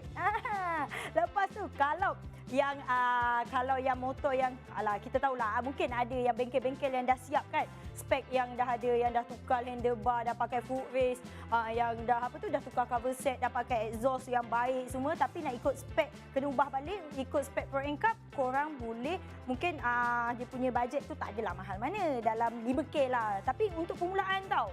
Ini anggaran Nasha, Cikgu Nasha, 5K. Jadi kalau setiap perlumbaan, setiap pusingan, kalau macam perlumbaan Cub Prix ada 10 pusingan, setiap pusingan 3K. Tu termasuklah duit tayar, duit hotel, perjalanan. Kalau korang jatuh ke apa-apa ke, dekat 3K tu lah setiap pusingan. Itu yang Cikgu Nasha nak bagi tahu. Jadi kita tengok langkah yang ketiga. Panjang lebar kita bagi tahu. Okey, jadi geng, untuk langkah yang ketiga tu kita kena ada kelengkapan perlumbaan ataupun racing gear lah. Korang kena ada racing suit, korang kena ada helmet, kena ada glove, kena pakai boot, kena pakai chest protector, brake protector. Semua kena ada, lengkap. Ini Cikgu Nasha bukan cadangkan, ini memang wajib ada. Lagi satu, sebelum pakai racing suit tu, korang pakailah inner suit. Kalau korang pakai seluar pendek dengan singlet, melecet-lecet, geng. Cikgu Nasha tak sarankan pakai seluar pendek dengan singlet. Pakai inner suit. Jadi yang keempat, langkah yang keempat adalah lesen perlumbaan MAM. Itu penting. Kalau korang ada lesen, katalah dia kata kan, cikgu, saya ni dah ada lesen dekat luar dah lesen B dah. B kalau lesen luar, lesen B kan, yang bawa superbike tu kan, yang kelas tinggi tu kan. Yang tu kalau ada, tak lepas kat geng. Jangan ingat korang kat luar bawa superbike Ducati Panigale ke. Tak boleh masuk, kena ada lesen MAM. Lesen perlumbaan MAM itu penting. Kalau tak ada lesen, tak boleh masuk pelumba. Langkah yang kelima, geng. Langkah yang kelima, kena daftar secara online. Sekarang ni dah senang. Semua di hujung jari, geng. Jadi, korang type www.malaysiancubprix.com dan korang daftarlah dekat situ. Senang kan? Sangat senang dan sangat mudah. Dan kita terus ke langkah yang keenam. Langkah keenam itu, dapatkan pembantu. Pembantu tu, yelah bayangkan, korang dah settlekan semua, dah ada motor, dah ada suit, dah ada helmet semua, dah ada lesen. Tiba-tiba korang seorang-seorang je nak pergi race. Macam mana kan? Dah lah korang nak nak bawa motor, nak fokus race lagi. Macam mana? Siapa nak tolong tukarkan sproket? Cikgu nak bagi tahu. Korang kena cari seorang mekanik ataupun dua mekanik. Tapi sebenarnya seorang pun bolehlah sebab seorang tu akan tolak motor korang, akan bawa minyak, isi minyak. Kalau nak tukar sproket, dia boleh tukarkan cepat-cepat. Jadi korang kena ada seorang pembantu. Kalau bajet banyak, 2 pembantu. Lagi banyak, 3 pembantu. Kalau banyak lagi, semua bawa satu kampung. Kan? Jadi seterusnya, langkah ke-7, langkah terakhir. Dah boleh race lagi? Boleh race lagi? Senang tak? 7 langkah je. Ini yang cikgu katakan, 7 langkah je untuk korang dapatkan menjadi pelumba Cub Prix. Dah boleh race dah. Tapi yang paling penting cikgu Nasha nak bagi tahu korang. Kalau dah pergi race tu, campur-campur lah dengan orang-orang kat situ. Korang dah masuk komuniti ni, kena bercampur. Jangan jadi orang kata, kera sumbang. Kera sumbang. Kan? Cikgu Nasha bagi tahu, kera sumbang. Jangan duduk kat situ menung je. Jangan pergi bercampur. Jumpa dengan cip-cip mekanik tim-tim besar ke, dengan manager-manager ke. Muka dia orang memang garang, geng. Memang garang. Tapi hati dia orang baik. Korang boleh juga pergi masuk dekat bilik-bilik media, kenal-kenal dengan media. Yelah, korang bayangkan, bukan korang je yang berlumba dekat sana. Bayangkan, 150 ada 24 pelumba. Dengan 125 lagi ada berapa pelumba? Banyak. Jadi media-media kita ni tak dapat ingat muka korang satu. Korang jumpa je cakap, "Hai," contohlah Nasha bagi. "Hai, saya Nasha. Saya lumba di Pro Cup." Macam tu, senang kan? Jadi orang kenal kita. Jadi itu je yang korang kena tahu. Yang pasal modal-modal tu, itu adalah anggaran yang Nasha bagi. Jadi mungkin korang akan dapat yang lagi murah ke, lagi mahal ke, itu kita tak pasti. Tapi ini adalah 7 langkah penting untuk korang tahu masuk Pro Cup. Jadi yang tak dapat masuk One Minute Race tadi, korang bolehlah cuba ikhtiar yang ni. Sebenarnya ada lagi, di mana kita ada juga Wira Privateer dan juga 125 Privateer. Tapi Nasha bagi tahu tentang Pro Cup ini yang mudah, di mana mungkin korang malu tak tahu macam mana nak jadi pelumba. Jadi ini yang Cikgu Nasha terangkan. Dan kita akan tengok next. Okey, tukar. Ini yang ditunggu-tunggu. Nasha tahu yang kalau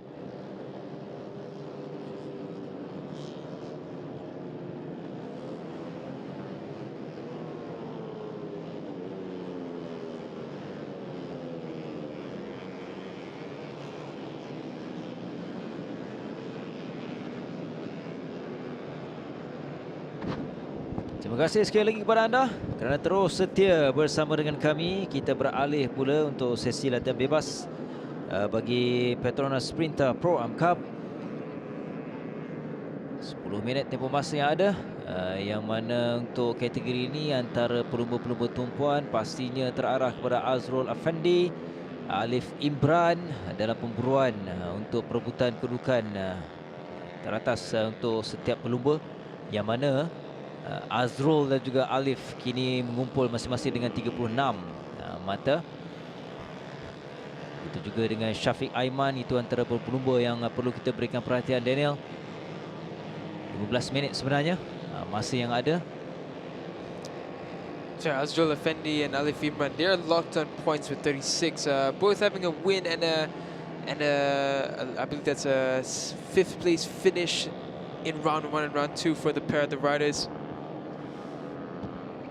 And they'll be looking to battle it up. But Shafiq Aiman, of course, he's not too far at all. A 2nd place finish for him in Tanka.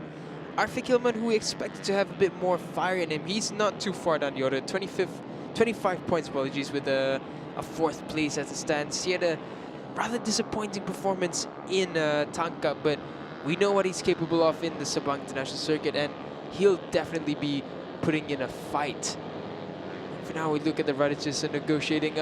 The sky has gotten a bit brighter. The cloud cover has reduced ever so slightly, but do not let your eyes fool you. It is still a wet track. It is more on the, I was about to say damp side, but looking at the spray from the tires, it is still very much so a wet circuit. So tricky conditions for the riders, and as I said, these are the trickiest conditions. When there is no rain falling, it's just standing water, and you can't really predict how much grip there is. And you can see that turn 1 still very wet as it comes down into turn 3. Apologies, that was turn 2. And now here's the rundown into turn 3. We saw a few riders, I was about to say a few riders having moments, and riders, I was saying that a bit of a wobble there from a pair of the riders leading this group of 7. Come around. This is a tricky one here, the long right-handed. This is where the rear can come very loose, and as they bank into turn 5, now we saw a couple of riders taking a fall in the earlier session as they negotiate turn 5. It is a banking right-hander as they come downhill into turn 6, and we're just going to follow this group of riders as they complete this lap into turn 6, and then the flip to turn 7. It isn't so much more of an aggressive flip with the speeds that they have to control as it is wet. They come into a really long banking. Oh, last turn. And I was about to say, this is a corner that catches a lot of riders out, and it surely did catch a rider out. That is Muhammad Shafiq Ashraf. So that is a tricky corner because it is a double right-hander. It's you're really leaning very long onto the right-hand side of your tire, and it is very easy to lose the front in these conditions. And we're going to get a replay of that. He went wide, and as he tried to bank back in, he just lost the front and just took a tumble down, but doesn't look to be too much damage to the bike, and the rider is fine. So a bit of an unfortunate spill. It is slower, thankfully, because it is wet, so not too much damage there. Semua pelumba sudah pun berada di track, termasuk Fahim yang masuk agak lewat tadi. Dia sudah pun ada catatan masa, tapi masih terlalu awal. Permulaan ini kita boleh perhatikan rata-rata pelumba mencatatkan masa tidaklah begitu baik.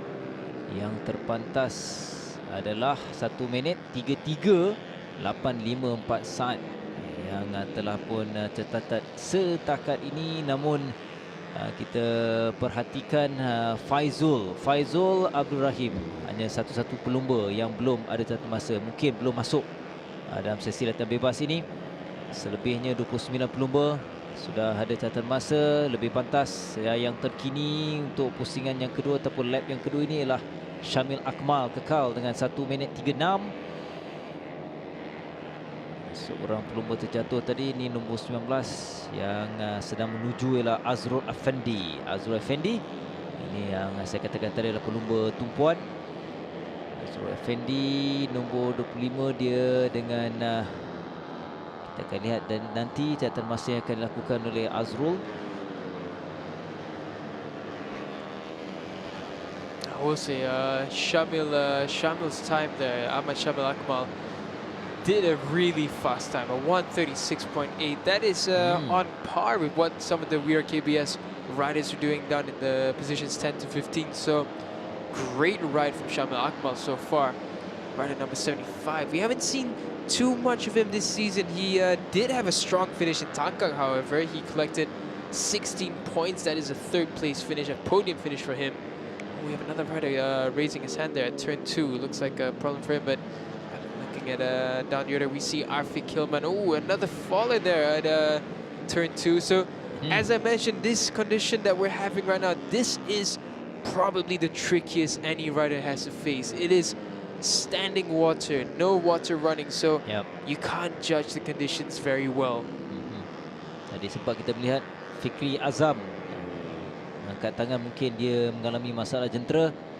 Selain sudah ada, saya rasa 2 pelumba Daniel yang jatuh pada awal ini bagi latihan bebas Pro One Cup.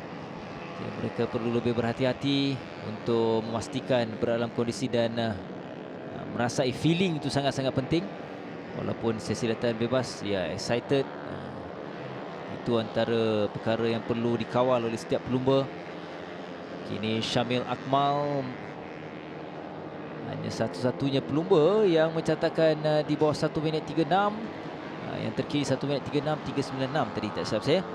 Selebihnya lain-lain masih lagi bersaing. Agak ketinggalan di kedudukan yang kedua. Nombor 46 ini ialah Afiq Hilman, antara pelumba yang masih dalam pemburuan kedudukan terbaik. Di pusingan pertama lebih baik dengan 16 mata. Pusingan yang kedua dengan tambahan 9 mata untuk dia berada di kedudukan yang keempat sekarang ini, di belakang Syafiq Aiman. Yeah, if you see there one of the riders with the green 1XOX suit there, that's rider number 25. Now that is Izzat Rafiq. He was previously, if I remember correctly, a CP115 rider for the 1XOX team back in 2016 or 17, if my memory serves me right. And one of the riders which he was a talent to look out for. He is actually one of the relatives of none other than Hafiz Sharid. So great to see him back in the championship. I believe he set his own bike up. He runs a workshop now. And he's been doing great work in other championships I've seen him ride. And he's back now in the Petronas Pro Am Cup.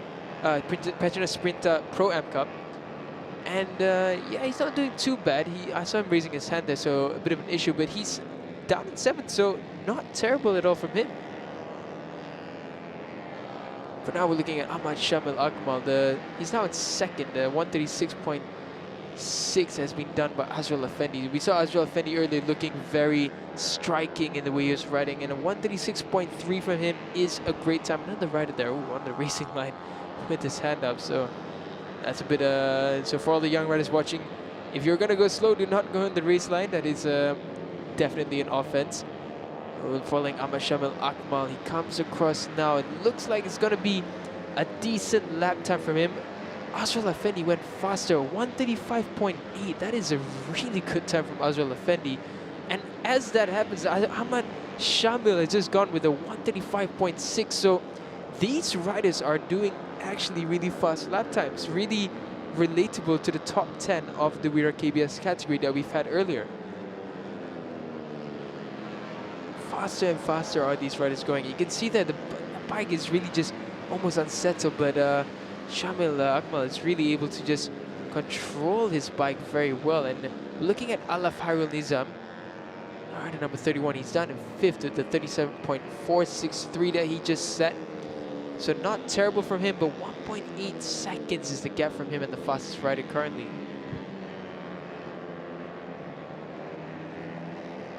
Five minutes left in this Petronas Sprinter Pro free practice, and we're just waiting to see if anyone else is going to give us any surprises. A 135.6 already. Can we see a 134 in this session?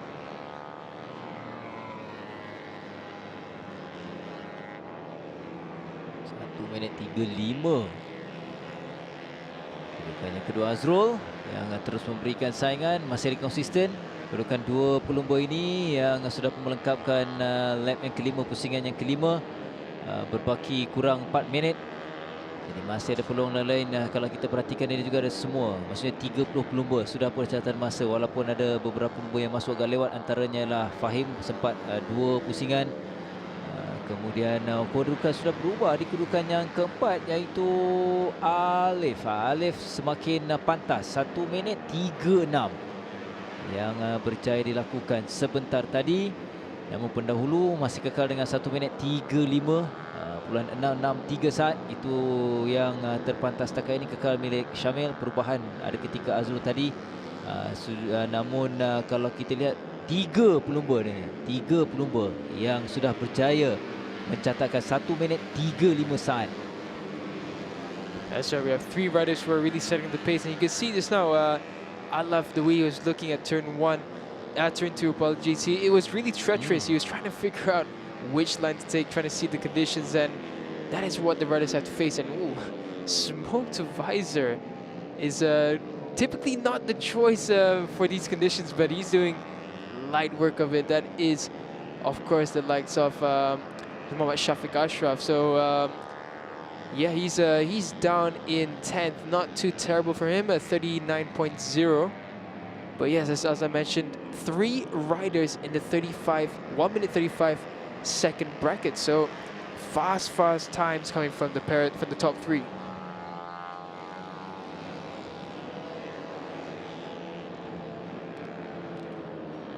Just under 3 minutes left in this session. We're looking at the pair of riders here, 97 and 69.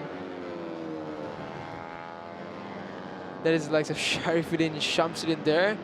And we're looking at these riders all bunched up here. Ahmad Shamil Akmal, he's at the front of this group. So the riders behind him are going to get great slipstream for him, a great reference. And Azrael Afeni improves to 135.188, I believe that was.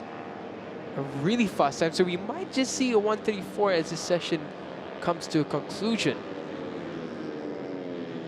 Yes, that was a 135.1 from Azrael Afeni on that lap. Ahmad Shamil looks like he had a slower lap, a 136.9, so not a great lap from him so far.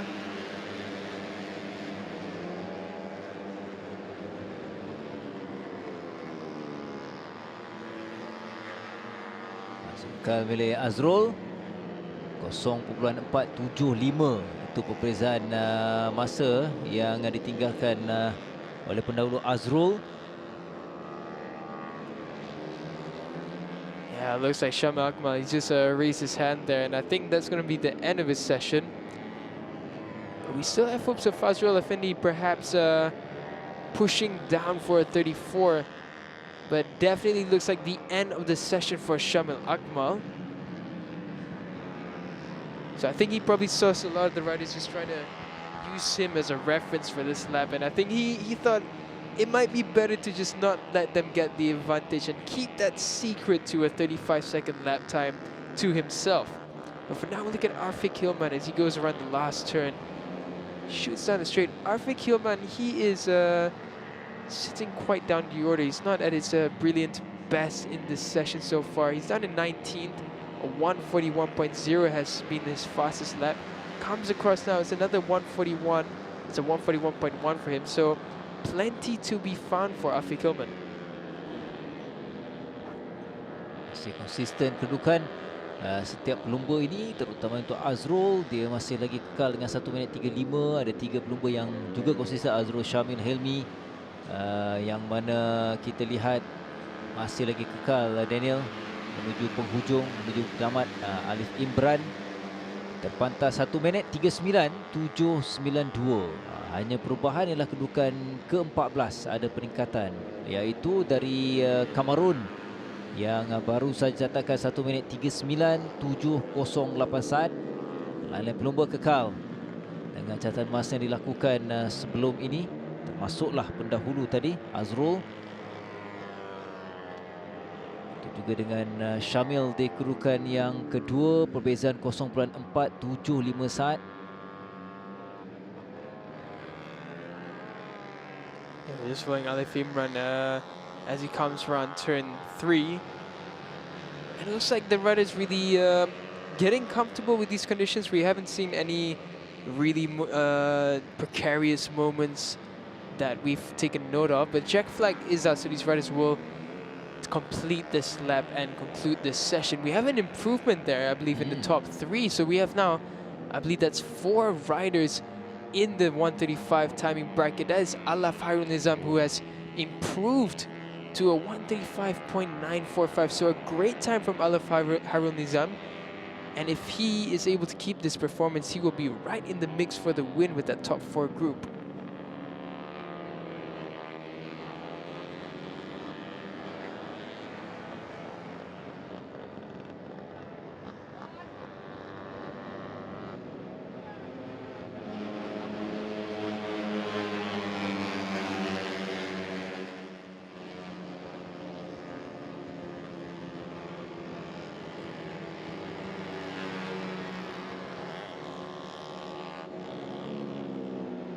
Kamerun juga baru selepas selesai untuk sesi latihan bebas ini. Kamerun mencatatkan masa lebih baik tadi untuk naik kedudukan yang ke-9.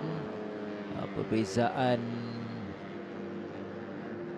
yang agak jauh, tapi dia kini berjaya menghuni ataupun berada dalam kelompok 10 terbaik. Azrul dengan 1 minit 35.188 saat, manakala di kedudukan yang kedua ialah kita akan lihat keputusan secara rasminya selepas tamat sesi latihan bebas. Ini dia keputusannya. Ada 4 pelumba Yang berjaya lakukan 1 minit 35. Yang pantas ialah Azrul Afendi 1 minit 35.188. Kita kelas sedikit kedudukan kedua ialah Syamil Akmal Alaf, kedudukan yang ketiga. Begitu juga di kedudukan yang keempat iaitu Zulhemi. Selebihnya seorang pelumba yang lakukan 1 minit 36, atau lebih tepat ialah 1 minit 36.61 saat, iaitu Hairul Firdaus, diikuti dengan Iman Hafiz, Azril Alif Imran untuk berada kedudukan yang ke-8.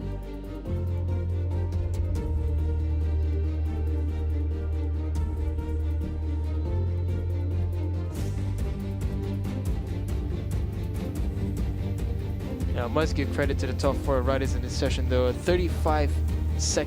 minute 35 second timing is very rapid in these conditions, and if these conditions persist, I think we can really expect them to be the ones to understand these conditions the best out of all the riders in this category.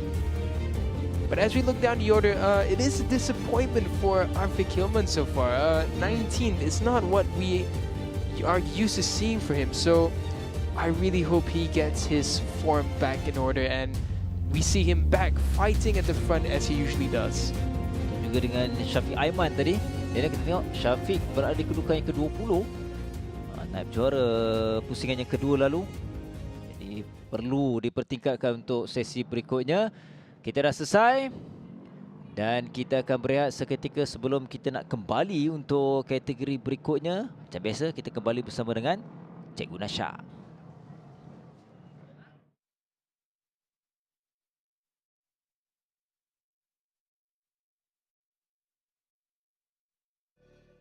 Ramai yang telah mencuba Petronas Premix 95 dengan ProDrive. Mari kita dengar apa kata mereka. Bila tekan sikit, dia akan pergi jauh. Kereta memang berdesup je. Dia ringan, dijimat. Saya setuju. Petronas Premix 95 Dengan ProDrive adalah yang terbaik. Yes, memang dia lancar, responsif dan efisien. Ianya petrol pilihan kami. Kini dengan piawaian Euro 4M.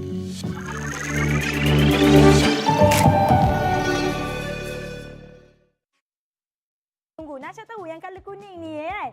Ini yang ditunggu-tunggu. Kita jalan sikit bagi orang nampak. Nak terus masuk tim. Bukan kata tak boleh, geng. Bukan macam Nasha kata awal-awal tadi. Bukan tak boleh sebenarnya. Sebenarnya, kalau korang bernasib baik lah kan. Kalau macam ada background macam pernah champion mana, mungkin korang pergi mana-mana tim. Bos, saya mau masuk bos punya tim, saya mau bawa CP150. Kalau kita nak kata macam mana, kalau mood bos tu baik ke, macam dia berkenan, betul-betul berkenan dengan korang, mungkin boleh dapat macam champion motocross ke, pernah champion superbike ke, mungkin boleh. Tapi sebenarnya agak mustahil jugalah sebenarnya, sebab korang kena tunjuk dulu talent korang. Macam Nasha katakan tadi, masuk kalau umur 13 hingga 18 tahun, one minute race, dan kalau Pro and Cup daripada 18 hingga 45 tahun. Janganlah sampai 45 tahun tu baru korang, berapa tahun tu baru korang nak pergi jumpa tim. Kadang-kadang geng, korang duduk kat Pro and Cup tu dah selalu champion, tiba-tiba tim datang jumpa, next year bawa pasukan dia. Tak payah susah-susah. Ini korang tutup mata, lupakan dulu, kita tengok yang tadi.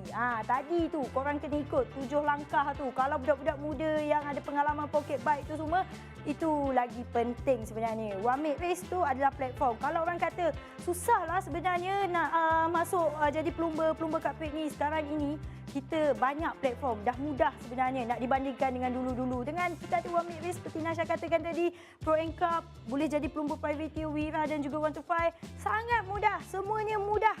Ini benda-benda penting Cikgu Nasha nak bagi tahu. Jadi kita tengok pula sebenarnya selain daripada Cup Prix, korang ada tempat lagi yang korang boleh berlumba. Cuba kita tengok next page. Kita tunggu. Ini dia. Okey. First, kita ada dua sebenarnya. Okey, kejap. Nasha ke tepi sikit. Kita ada dua sebenarnya. Yang macam Nasha bagi tahu tadi, itu adalah perlumbaan Cup Prix. Dan kita ada juga MSBK. Tapi kalau Pro and Cup itu, mungkinlah korang macam berlumba sesama korang yang baru-baru. Mungkin korang tak adalah rasa macam, orang kata macam, alamak, saya berlumba dengan pelumba-pelumba handalan. Ini sama-sama korang. Mungkin korang rasa confident lagi. Tapi kalau MSBK ni, geng, Nasha pergi belah sini pula. Cikgu Nasha pergi belah sini. MSBK ni, ini bukan sama-sama level nak kata. Kat sini kalau MSBK ni kan, situlah korang kena lawan dengan champion-champion seperti Akil Aziz ke, Afif Amran ke. Dekat sinilah MSBK ni dah campur. Tak ada asing-asing lagi dah, tak ada newbie tu, tak ada dah. Tapi kalau macam yang kalau nak ikutkan sebenarnya platform lah, Nasha nak bagi tahu korang sebenarnya kita bermula daripada belah sini Cikgu Nasha ni. Hai, terlupa pula. Okey, Mini Cub Prix. Yang platform yang sebenarnya Mini Cub Prix, pergi ke Cub Prix, pergi ke MSBK, dan satu lagi kita tengok sikit. Toleh sikit pergi belah ni, dan Asia Road Racing. Di mana Asia Road Racing ni kalau korang dari awal tak pernah race MSBK ke, tak pernah race Cub Prix, tiba-tiba nak pergi Asia Road Racing. Pergi Asia Road Racing kan? Mustahil, geng. Tapi mustahil lah. Korang kena ikut step. Macam mana belajar, macam tu jugalah racing. Pergi Mini Cub Prix, pergi Cub Prix, pergi MSBK, lepas tu pergi Asia Road Racing. Tapi paling senang yang Nasha bagi tahu tadi, ada dua ni. Di mana Petronas Cub Prix dan juga Malaysian Superbike. Di mana seperti kalau Cub Prix tadi, langkah-langkah tadi korang boleh ikut. Kalau Superbike ni pula korang boleh try MSBK 150, MSBK 250. Di mana MSBK 250 tu ada motor-motor yang korang boleh disewa. Macam dekat Horizon, banyaklah platform sekarang ni. Mudah je kan nak jadi pelumba. Tak semudah mana. Nanti orang marah Nasha. Bukan tak semudah mana, tapi ini adalah platform yang korang kena tahu. Jadi inilah cara untuk jadi pelumba handalan. Jadi sekarang ni Cikgu Nasha dah bagi tahu kan? Semua langkah-langkah ni. Jadi sekarang ni Nasha nak bagi tahu korang tentang exam pula. Dah bersedia belum? Wow. Soalan yang pertama, geng. Soalan pertama kita nak tanya, berapakah usia yang layak untuk memasuki perlumbaan One Make Race? Dan soalan yang kedua, apakah langkah-langkah untuk memasuki perlumbaan Petronas Malaysian Cub? Jadi, komen jawapan korang semua dan korang akan dapat sehelai t-shirt Cub Prix. Itu sahaja daripada Cikgu Nasha, geng. Harap-harap adalah kelas lagi untuk Cikgu Nasha ajar semua untuk pelumba-pelumba yang akan datang. Jadi, sekian saja. Kita akan jumpa lagi di next episode. Bye-bye.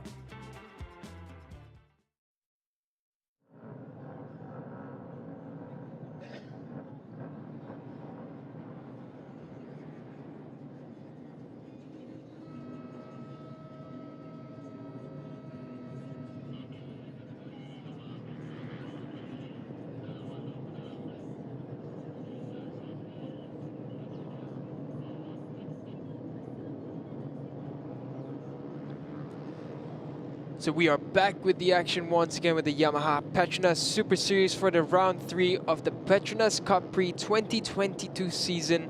Now for the Petronas Super Series, we've seen the likes of Adi Putra Sukarno. He's been ever so consistent, second in round 1 and a win in Tangka, 20 and 25 points for him. That is 45 points in the lead.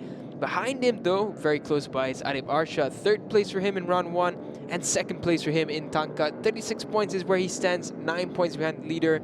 Ahmad Ikram Danish completes the top 3. He has 27 points. Good performance from him in Tangka, a third place finish. Keadaan cuaca yang semakin baik. Kita mengharapkan untuk saingan ini juga akan lebih baik untuk setiap pelumba untuk menempatkan di posisi terbaik sebagaimana Daniel kongsikan Adi Putra, Adib. Itu antara pelumba yang perlu kita berikan perhatian. Catatan masa adalah lebih penting untuk mendapatkan keyakinan walaupun adalah sesi latihan bebas. Mereka semua sudah pun berada di track. Kita akan melihat dalam tempoh 15 minit ini untuk catatan masa kedudukan pelumba-pelumba favorit, dan yang lebih penting kita mengharapkan akan ada saingan yang lebih seimbang dari kesemua pelumba. I will say, however, this is a proper challenge for all these young riders. A lot of them are new to racing in the Cub Prix Championship. A lot of them have been in their second year though, but for the new riders, they have to learn the Sepang International Circuit, especially this may be their first time in the South layout. And in these conditions, now one thing I'll say is the Sepang Selatan circuit in the wet condition, the tarmac is different. It is very tricky at the same time, easy to understand. It all depends on how fast you can adapt. And in the wet conditions, you have to understand the grip levels to the best possible level that you can, so that you can fully get the best out of what it can offer. But it is a challenge. All these riders are on the same bikes, and it is pure skill and talent that will shine in these conditions. Itu yang perlu mereka harungi, Daniel. Dan Adi Putra sudah pun bermula dengan baik, walaupun ini adalah catatan masa yang terpantas, namun permulaan melengkapkan lap yang pertama ni Adi di depan, saingan dari Syarul, Adib juga ataupun Adi juga masih berada di kelompok yang paling depan. Mungkin dia mengharapkan untuk terus konsisten untuk menuju mencari catatan masa yang lebih pantas. Berada depan ni mungkin lebih selamat, Daniel, kerana kelompok besar ni banyak kemungkinan boleh berlaku. Sebagaimana dalam kategori-kategori terdahulu, ada yang belum berjatuh, dan kita mengharapkan tidak akan berlaku dalam kategori Petronas Super Series ini. Yeah, just how I mentioned that a lot of these riders are having their first time in Sepang International Circuit. I saw some riders taking a very, unorthodox line rather than the line that they should be taking, and that's really the trick for young riders. How can they find the right line? How can they find the line that works for them the best, especially in these conditions? A bit of a wobble there from one of the riders in this picture. Kalau melihat keadaan track semuanya besar, ada kelebihan, tapi itulah dari teknikalnya mereka perlu bijak. Pengalaman itu penting, namun untuk pelumba muda, pelumba baru ini, mereka perlu segera untuk menyesuaikan keadaan. Menuju garisan lurus ini adalah kedudukan yang terbaik untuk mereka untuk memecut lebih laju. Kedudukan pun sudah berubah, kita lihat saling bertukar dan semakin pantas. Kini menuju 1 minit 45.174 saat. Adib Arsyad yang mendahului, ketinggalan sedikit, tak jauh perbezaan dengan 0.267 saat ialah dari Syarul Izwan. Di kedudukan yang kedua, Arash Tsunami di kedudukan yang ketiga. Namun Adi Putra dalam keadaan dalam track, dia masih berada di depan. Namun Adi kini berada di kedudukan yang keempat dengan 1 minit 46.172 saat. Yeah, Arash Tsunami, he's one of the riders that is racing in two categories. He's racing in the Yamaha Petronas Super Series as well as the Aeon Credit Service Yamaha NVX Challenge. Now, Arash Tsunami, that is an interesting name as well, because likewise to his name, he is really good in the wet. In the round one, we saw brilliance from him. He was outstanding, and he got a double win in the NVX category. And in the Yamaha Petronas Super Series, he's no slouch either. He had a strong performance in Tangka, and already in the session, he is doing very decently. He is the only other rider in the top 3 who's done a 145, and I expect this time to drop even further as the riders get used to the conditions. I think we can easily see a 145 and perhaps even a 143. And coming across the line is Adi Putra. He's a championship leader, and that was a good time from him. He goes fastest, a 144.718 from Adi Putra Sukarno. Itu juga dengan Syarul Izwan yang juga semakin pantas. Dua pelumba ini, yang terpatah Adib Arsyad. Dan kita tengok 1 minit 43.610 saat. Ini adalah permulaan dan gambaran yang lebih sengit diberikan oleh setiap pelumba. Adib di perlumbaan yang kedua atau pusingan yang kedua, dia berada di kedudukan yang kedua di belakang Adi Putra. Sekarang dia mendahului 1 minit 43.610 saat. Yeah, that was a brilliant lap from Adib Arshad, a 143.610, the first 143 of the session. But I do expect the riders such as Adi Putra Sukarno, Afiq Daniel, Muhammad Farhan Benjamin, Shazwa Izwan, they'll definitely catch up into the 143s. They just need to get a few more laps to really understand the surface grip. And you can see that they're taking turn 5. Everyone taking a slightly different line, just trying to understand where they can really use the throttle and hold on to the bike as much as they can. they still have 8 minutes left, so we expect them to complete more or less about 4 to 5 laps before we have the conclusion of this free practice session. Ahmad Ikram Danish, now he is one of the riders who is fast in this category, but he is down in 10th as it stands. So 146.499 is the best he could create so far. But let's see whether he can improve that further. For now, we look at Mohammad Sharul Izwan. He comes across the line in a couple of seconds, and I think it's going to be a fast one. It's a 143.8 from Sharul Izwan, and Arash Tsunami, a 143.334 from him. So a very fast time from the top 5 as it stands. Dan sekaligus kita tengok sudah ada 5 pelumba yang mencatatkan 1 minit 43. Yang terpantas, yang terkini ialah Arash Tsunami 1 minit 43.334 saat. Adib di kedudukan yang kedua, Sharul Azwan kedudukan yang keempat, ketiga maksud saya Afiq di kedudukan yang keempat, dan kedudukan yang kelima Adib Hakim dengan 1 minit 43.863 saat.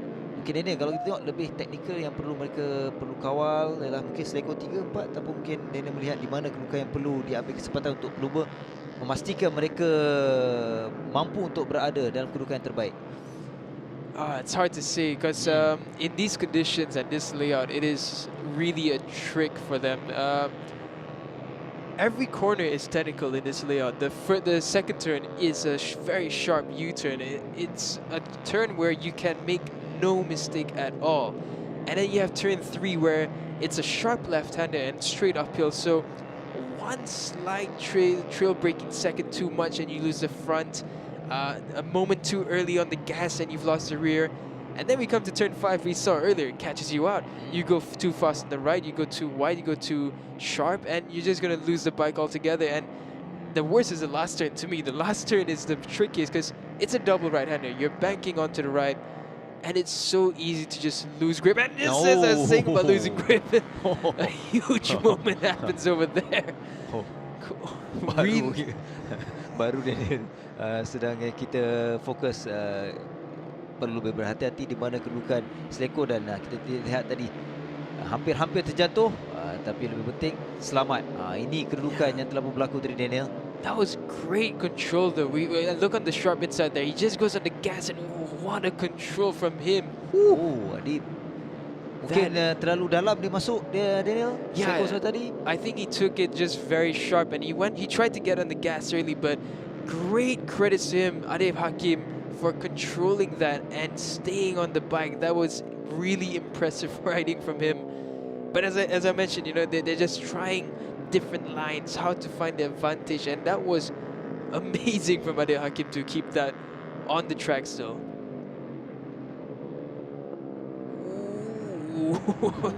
Tense moments there from Ahmad Kamtanish, trying to go really deep on the inside, but unable to take advantage of that, nearly losing the front. But that's just how tricky these conditions are. The sun really isn't out, the cloud cover is still there, so the track isn't drying up properly. There's still a lot of water. It's still very, very damp. So yeah, these riders have to understand these conditions very well. Putra yang terpantas lepas 5 lap, 5 pusingan, hampir ke semua pelumba yang menggunakan kesempatan ini. Adib Putra dengan 1 minit 43.285 saat. Mungkin kedudukannya akan terus berubah. Arash di kedudukan kedua, Adib Arshad kedudukan yang keempat, Sharul Izwan. Ini adalah 4 pelumba yang berjaya lakukan ataupun kini sudah pun bertambah. Adib Hakim juga di bawah 1 minit 43 saat. Lihat yang terkini kedudukannya kelima, ada perubahan di mana Ikram naik, selebihnya kekal diketuai oleh Adib Putra semula, Adib Putra Soekarno. Aggressive move there by Adib Arshad, but he goes wide, and that's what I mean. In turn 2, huge group of riders bunched up here, but there you saw the likes of Adib Arshad. This is why I say turn 2 is a corner you can't make a mistake, because if you brake just slightly too late, you don't get the feeling to turn in. You go completely wide, and a huge group of riders can just sweep by underneath you, and you can lose your position instantly. So tricky corner that one, turn 2. Yeah. Kerana dari garisan lurus ni laju, kemudian di mana mereka mau break untuk turun mengambil selekoh, itu perlu lebih berhati-hati kerana mungkin feeling akan berubah setiap pelumba kerana keadaan walaupun hujan hampir-hampir mungkin akan berhenti sepenuhnya, tapi sebagaimana dia katakan, keadaan yang mendung ini mungkin lambat sedikit untuk kering sepenuhnya keadaan trek. Namun ini perkembangan yang lebih baik akan diharungi oleh setiap pelumba menuju kelayakan nanti. Yeah, you can still see quite a bit of spray coming from the tires of the bike, so the track isn't anywhere near a dry track condition, not even a 50-50 track condition. Ooh, a bit of a wobble there from Shazrin. But he managed to control the bike well, and now we see a large group of riders. I think there's nearly 15 riders in this group coming down the straight here. And let's see, with the slipstream, you might see shifts in position as you come across, and looking up for the top names, and looks like no changes in positions yet. I think the disadvantage sometimes of having a large group, even though you get slipstream, a large group can disturb your line when you're trying to set a fast time. But then again, it is free practice, so all the riders really need to do is just understand the conditions, understand the bike, understand where the tires can really grip on this kind of track. And it is a challenging session, but it is a learning curve for these riders. Tapi yang menariknya Daniel, untuk Yamaha Petronas Super Series ni nampak rata-rata dalam kelompok besar, agresif kesemuanya. Tapi sekali lagi mereka perlu bijak untuk mengawal jentera mereka. Tengok dari masuk dari dalam tadi, Adib Arsyad cuba untuk berada dalam kedudukan yang lebih berani untuk memintas 4 pelumba di depannya. Namun untuk melengkapkan pusingan yang ke-8, nanti kita akan lihat adakah Adi akan terus kekal kerana kelompok besar ni mungkin akan berlaku perubahan kedudukan dalam kedudukan 10 terbaik ini mungkin.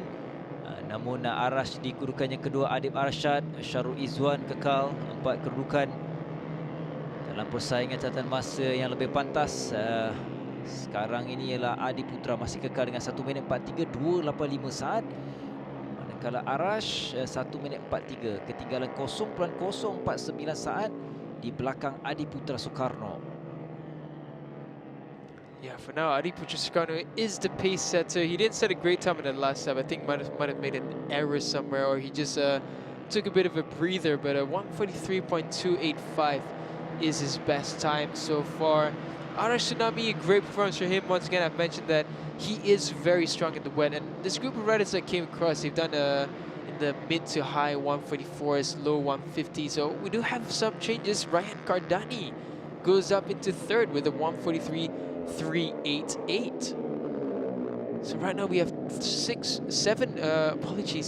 riders in the 143 time bracket. So a lot of fast times from these young riders. And as that all happens, the checker flag has come out, so that large group of riders that we have on screen now will come across the line and conclude this session. But they do have the rundown into turn 3. This is the tricky corner, the very tricky corner that can catch you out at any given moment. And you can see a lot of different riding styles as the riders come around. Some choosing to come out with their body more, hang off a bit more. Some choosing to just be a bit more conservative in the way they hang off.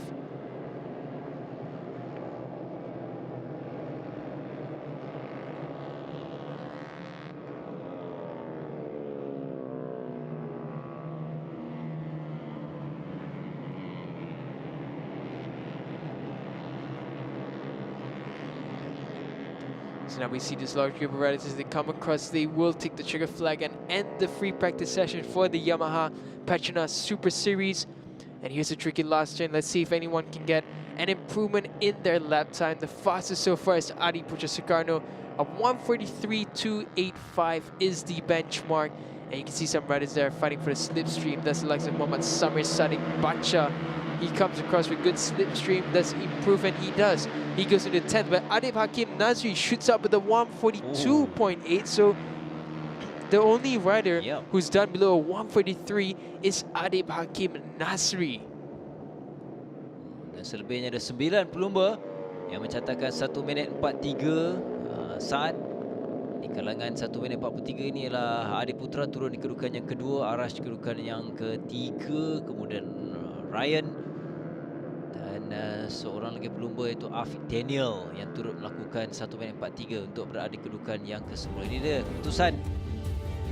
Dan akhirnya Adib mengetuai dengan 1 minit 42.836 saat. Sebagaimana saya katakan, anda boleh perhatikan kedudukan yang kedua hingga yang ke-8 masing-masing lakukan 1 minit 43. Perbezaan yang sangat sengit, jurang masa antara Adib dan juga Adib Putra, begitu juga dalam kedudukan 8 terbaik ini.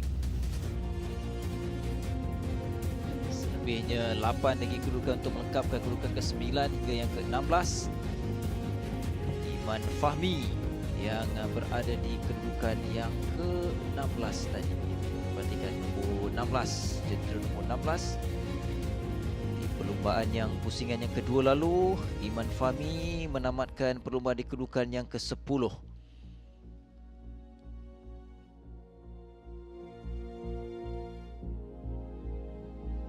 Kita selesai untuk kategori yang keempat.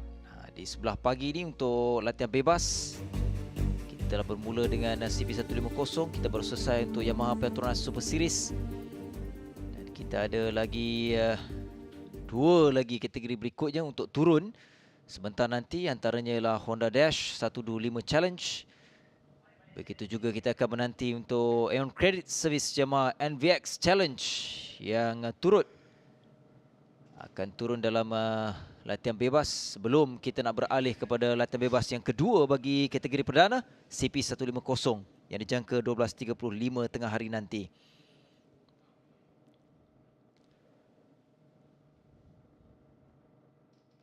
Baik, kepada anda, kita ada sesuatu istimewa untuk anda yang menonton secara langsung. Ini dia, iaitu beli dan menang, iaitu happy bag kepada penonton-penonton. Anda perlu, bagaimana nak menang, anda kena hadir di sini untuk menyaksikan secara lebih dekat secara langsung di Litar Sepang Selatan ini untuk menang hadiah istimewa, Daniel. That's right. If you buy a happy bag, you get a chance to win the Yamaha Y15 ZR. And with 60 ringgit, you get all these goodies into your happy bag itself, and you get the chance to win a brand new Y15 ZR. And I'll tell you one thing, if you don't come to Sepang International Circuit in this layout, you're missing out, because the view from the grandstand, you see the back of the circuit, you see the first and second turn, you can see the last turn, you can see all the action right in front of you. So plenty of prizes for you guys to win. Do not miss out.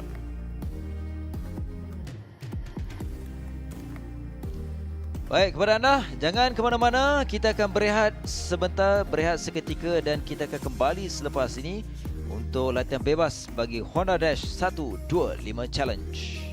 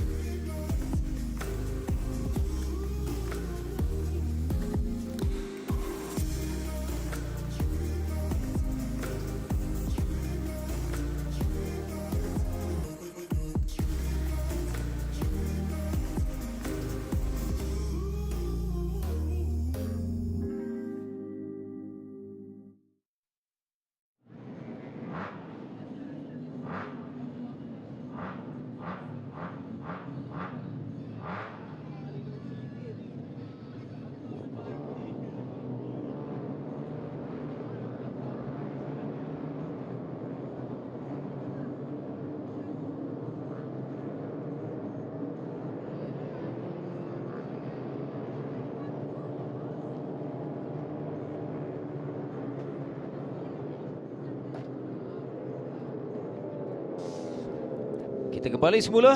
Terima kasih sekali kepada anda kerana terus setia bersama kami secara langsung di Facebook.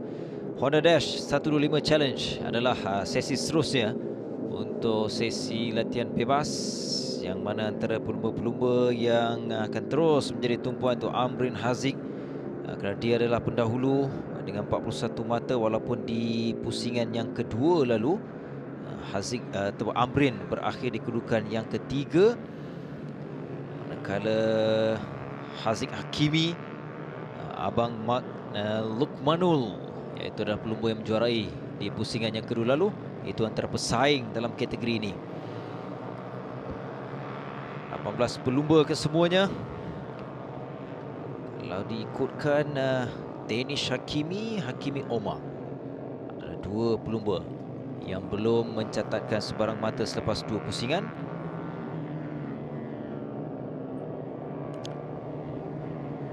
So Amrin Haziq has so far been the star performer in this category. A win in round 1, third place in round 2, but close behind him is Haziq Hakimi. He hasn't had a win, but he's there with 36 points, second in Tangkat and third in round 1. Abang Muhammad Lukmanul winning the race in Tangkat. He is keeping his championship hopes very well close, but the top 4 are very tied together. They are within the points gap of under 10 points only, so still plenty more to fight for. It's only round 3. There are 10 races in this season, so plenty of chances for the riders to catch up and fight for the championship.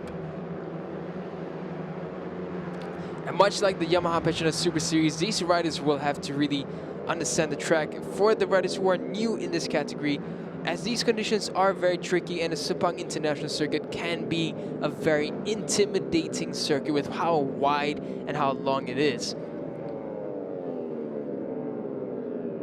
16 pelumba sudah pun berjaya melengkapkan pusingan yang pertama. Sudah ada catatan masa, namun permulaan ini sekadar dengan 2 minit rata-ratanya.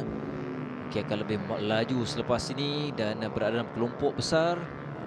Baik untuk mereka mendapatkan momentum, tetapi perlu diingat, perlu elak dari berlakunya kemalangan dan perlu mengawal jentera, walaupun mungkin dalam keadaan yang tidak hujan ini akan memberikan keyakinan, dan juga pelumba-pelumba akan lebih excited untuk mencatatkan catatan masa lebih pantas. Namun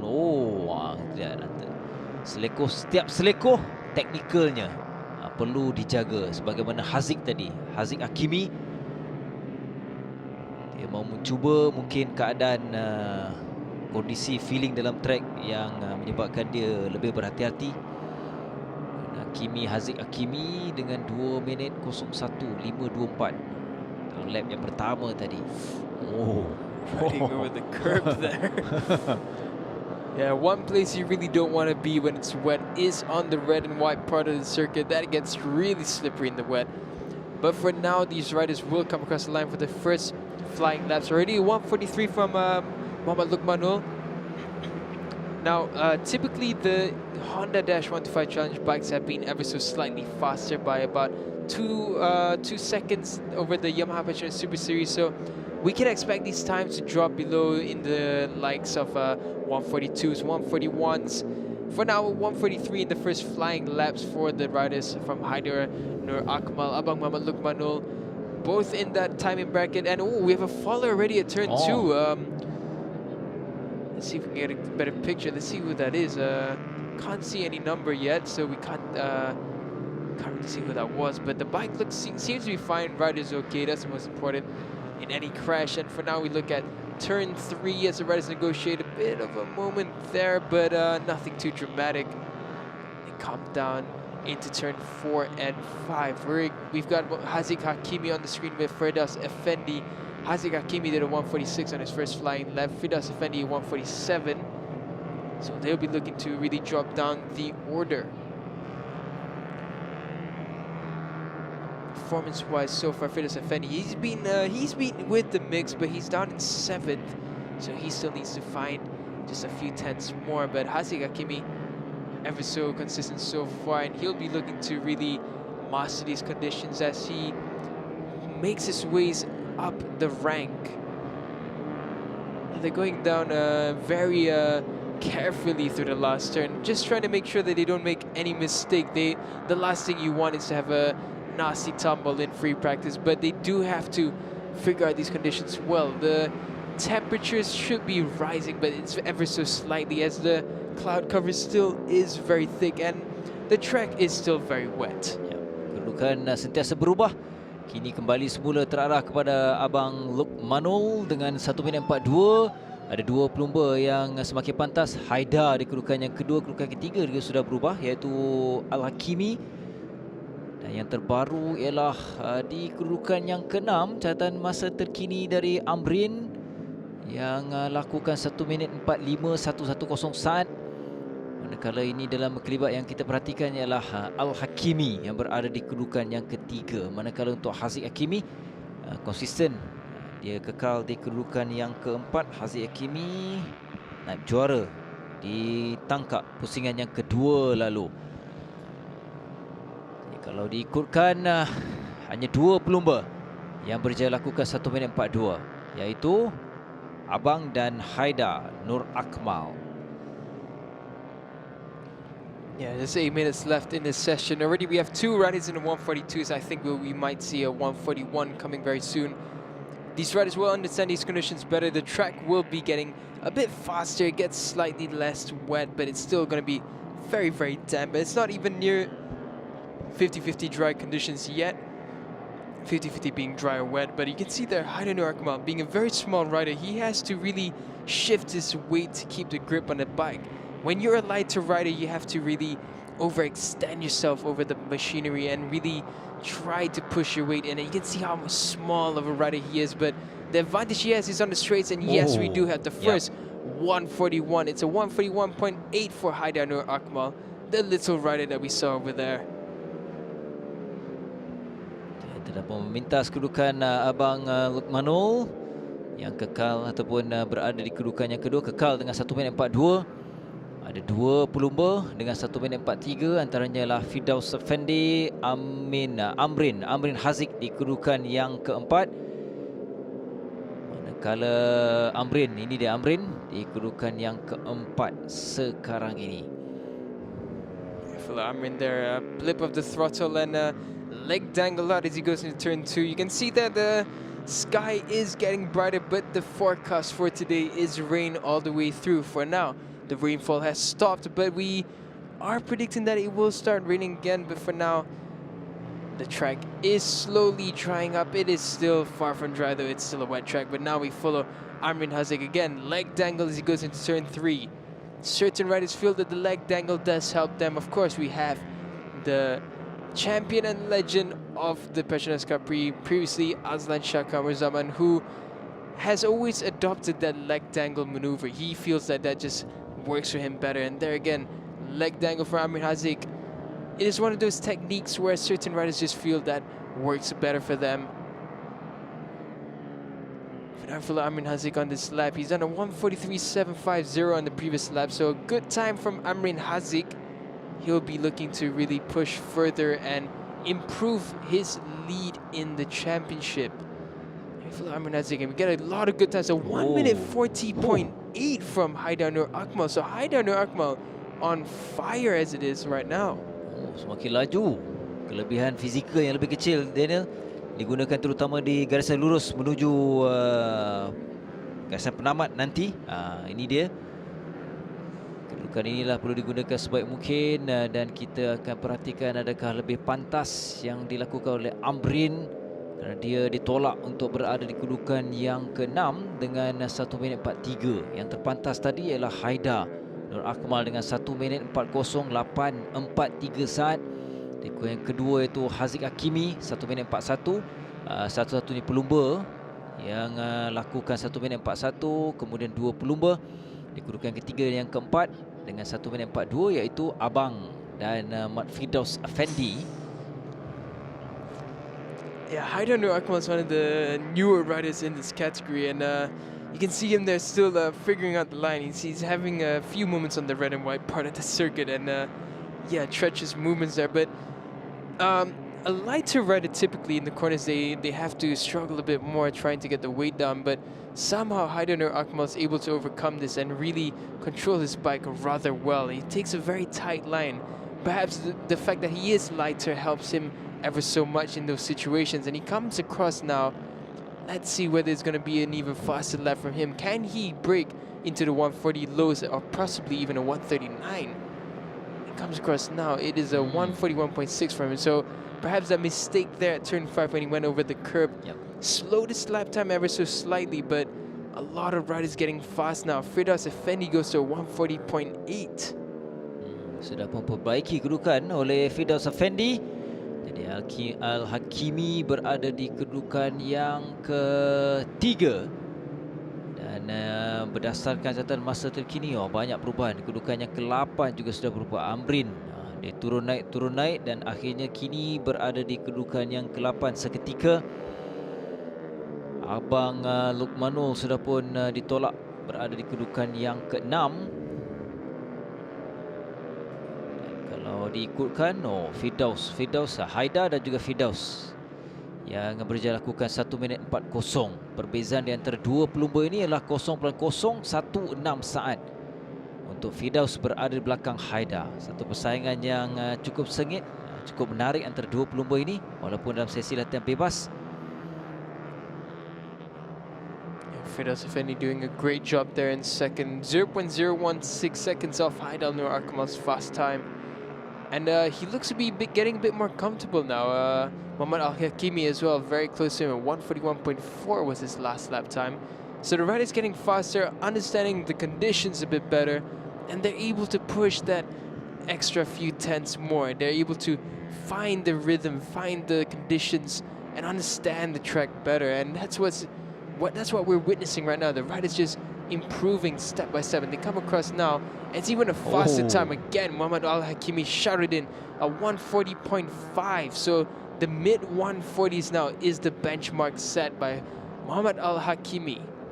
Semakin menarik. Haidar perbezaan 0.325 saat di kedudukan yang kedua. Selepas dia menguasai 1 minit 40. Kemudian yang terbaru ialah Al-Hakimi. Firdaus Effendi di kedudukan yang ketiga. Jadi 3 pelumba telah pun berjaya melakukan di bawah 1 minit 40. Semakin menuju penghujung, banyak perubahan berlaku.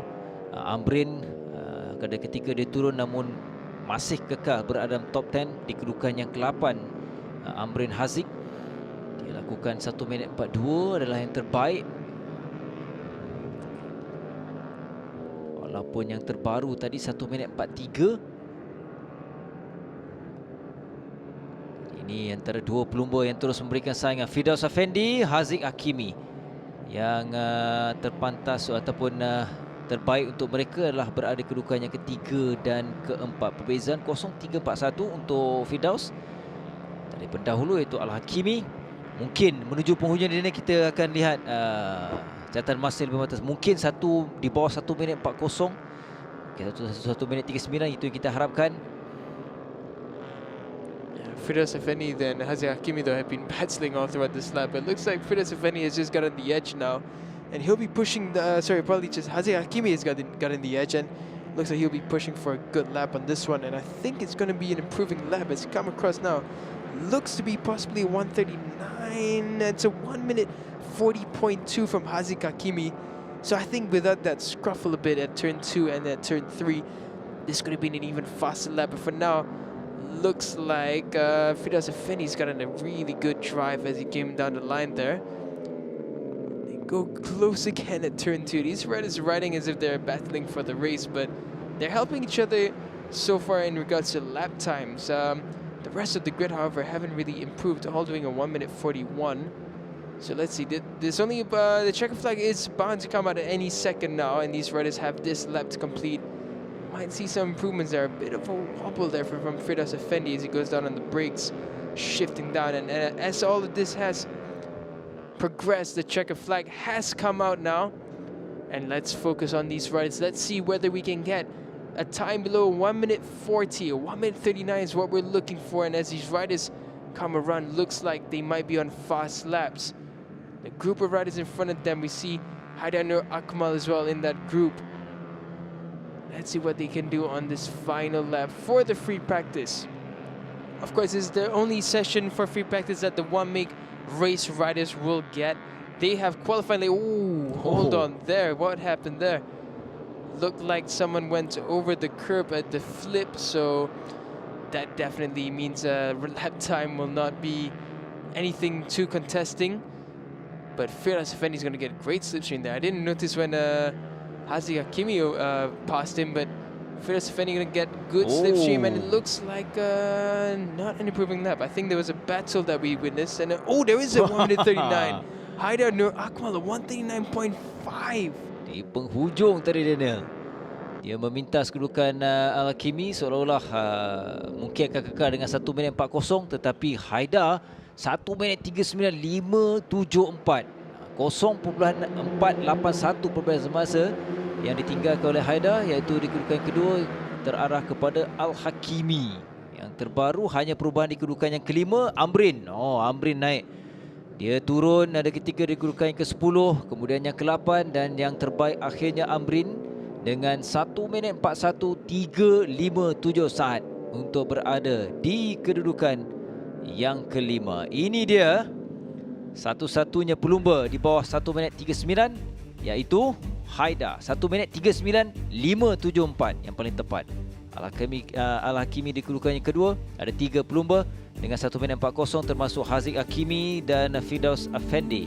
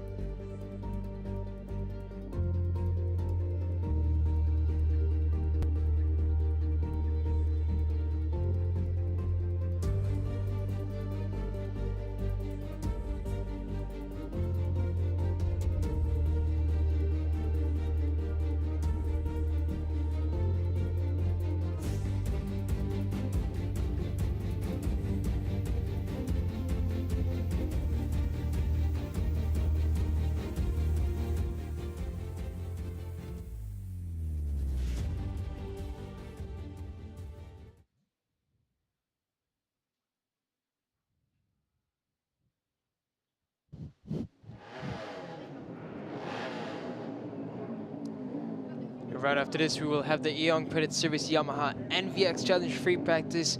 You can see all the riders there waiting anxiously to test out these conditions and try and fight for the best time that they can really find. You can see there are a lot of tense eyes as you look around. They know that these conditions will be difficult, and they will definitely figure it out soon to come.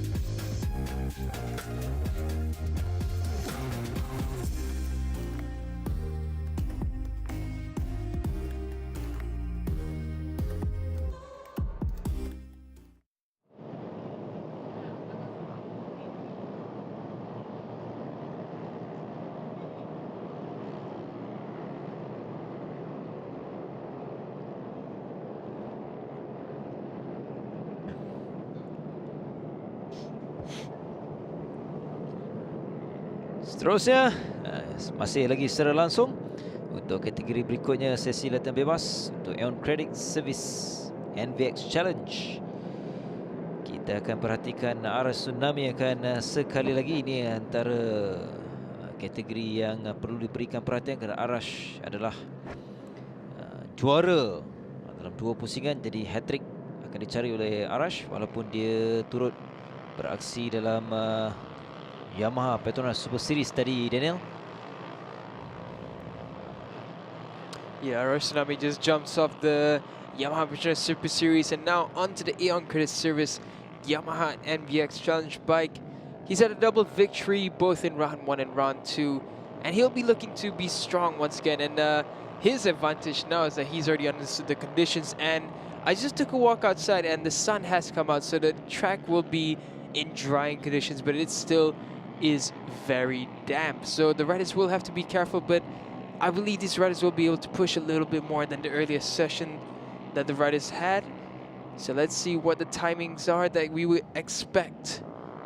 Now, typically the NVX Challenge, they have a bit of a downside, or shall we call it disadvantage, over the other bikes, whereas it is a scooter, so both your brakes are front and rear on the handlebars, and there are no gears to play around with. So it is a very tricky bike to master. Ooh, huge moment there. Riders nearly colliding. Rider there, I believe, was Muhammad Nabil Najmi.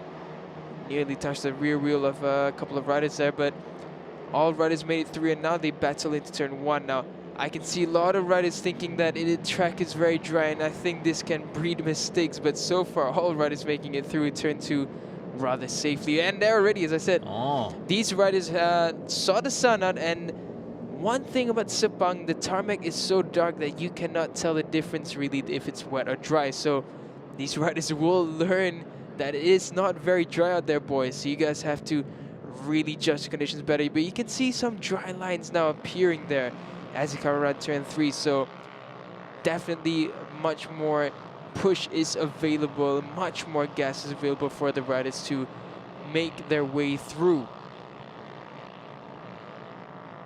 Kim Akbar 1 minit 58. Kita imbas musim lalu, pusingan pertama di sini adalah bagi kategori ini Hamizan terpantas 1 minit 34.636 saat.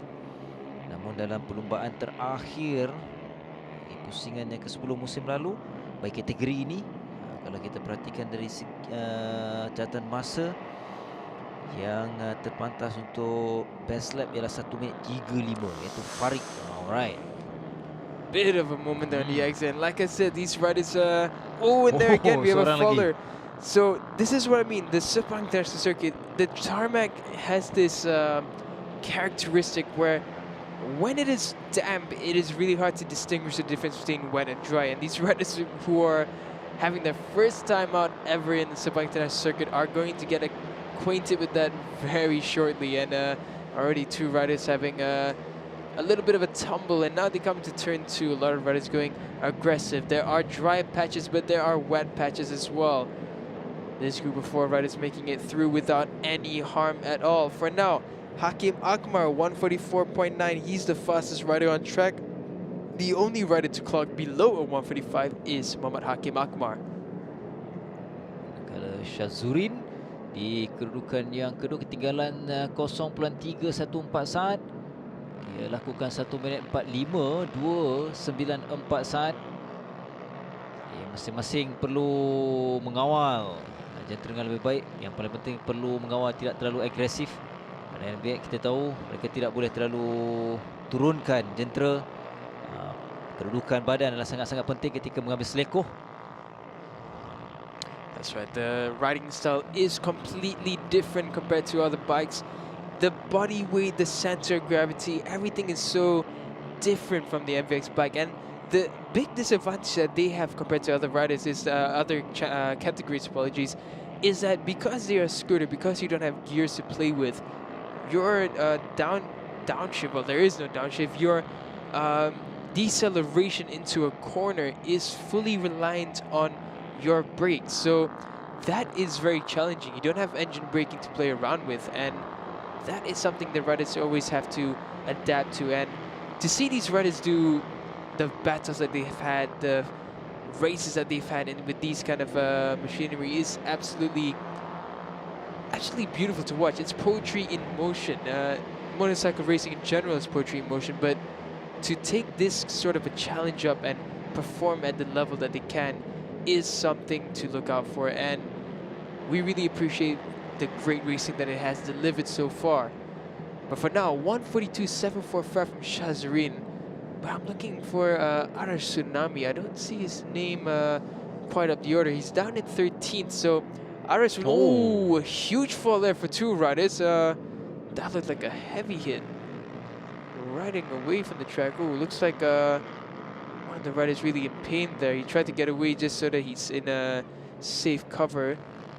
Both riders now on the ground. So we get a replay of what happened there. It looked like quite a nasty fall for the pair of riders at turn 2. But yeah, this is the condition in Sepang. It is tricky, really tricky in these conditions.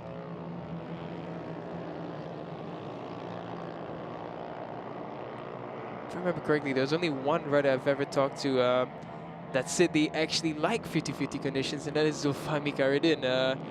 He said that he likes these kind of conditions. He said he can find the grip easily, and there are certain riders who are just able to find that confidence and understand the condition of the track very well, and that makes them stand out from the rest of the grid. For now, we look at the last turn. No drama for this group of riders as they come around. So one of the riders there really going hard and fast on the wide line, but we have already a faster time. Ahmad Shakir Abdullah, a 141.9, so that's a really good time for Ahmad Shakir, but I believe that might get knocked down very shortly. And no, that's still the fastest time of this session. Untuk Arash Tsunami, dia masih struggle untuk mencatatkan masa lebih pantas. Arash kini turun di kedudukan yang ke-19, 1 minit 45, masih mencari keyakinan untuk adapt dalam keadaan track, keadaan cuaca ini yang semakin baik. Jadi Shakir mendahului 1 minit 41, satu-satunya pelumba yang mencatatkan 1 minit 41. Zahan di kedudukan yang kedua. Syazurin tadi yang mendahului kini turun kedudukan yang ketiga, 1 minit 42, walaupun yang terakhir tadi dia catatkan 1 minit 43, 1:08.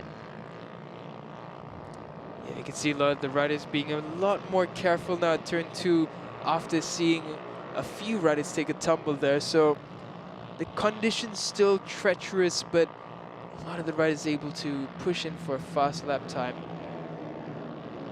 Here we can see the group of 5 riders there. We see Adam Mukris, he sits in 4th. He's locked at the front of this group, as well as Muhammad Fazil, Muhammad Farouk. He's sat up on this lap, trying to find a bit of space for himself to push for another fast one. But we just have 6 minutes left in this session, so that gives us about three laps more for these riders to complete.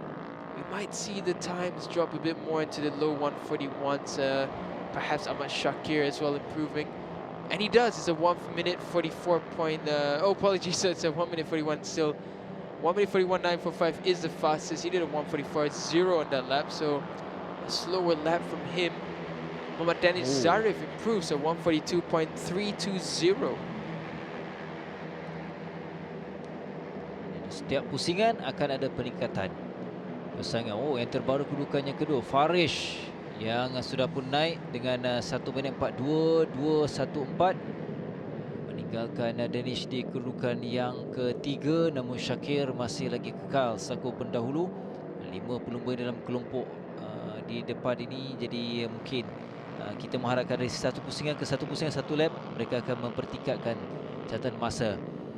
Tapi sekali lagi perlu diingat, perlu berhati-hati juga, Daniel. That is right. The track is drying up, but there's still places where the track is very wet. You can see here visually, turn 4 is still completely damp. There's no dry line that has really showed up, but as you come into turn 5, I believe in the entry and the exit, there is a dry line there, yes.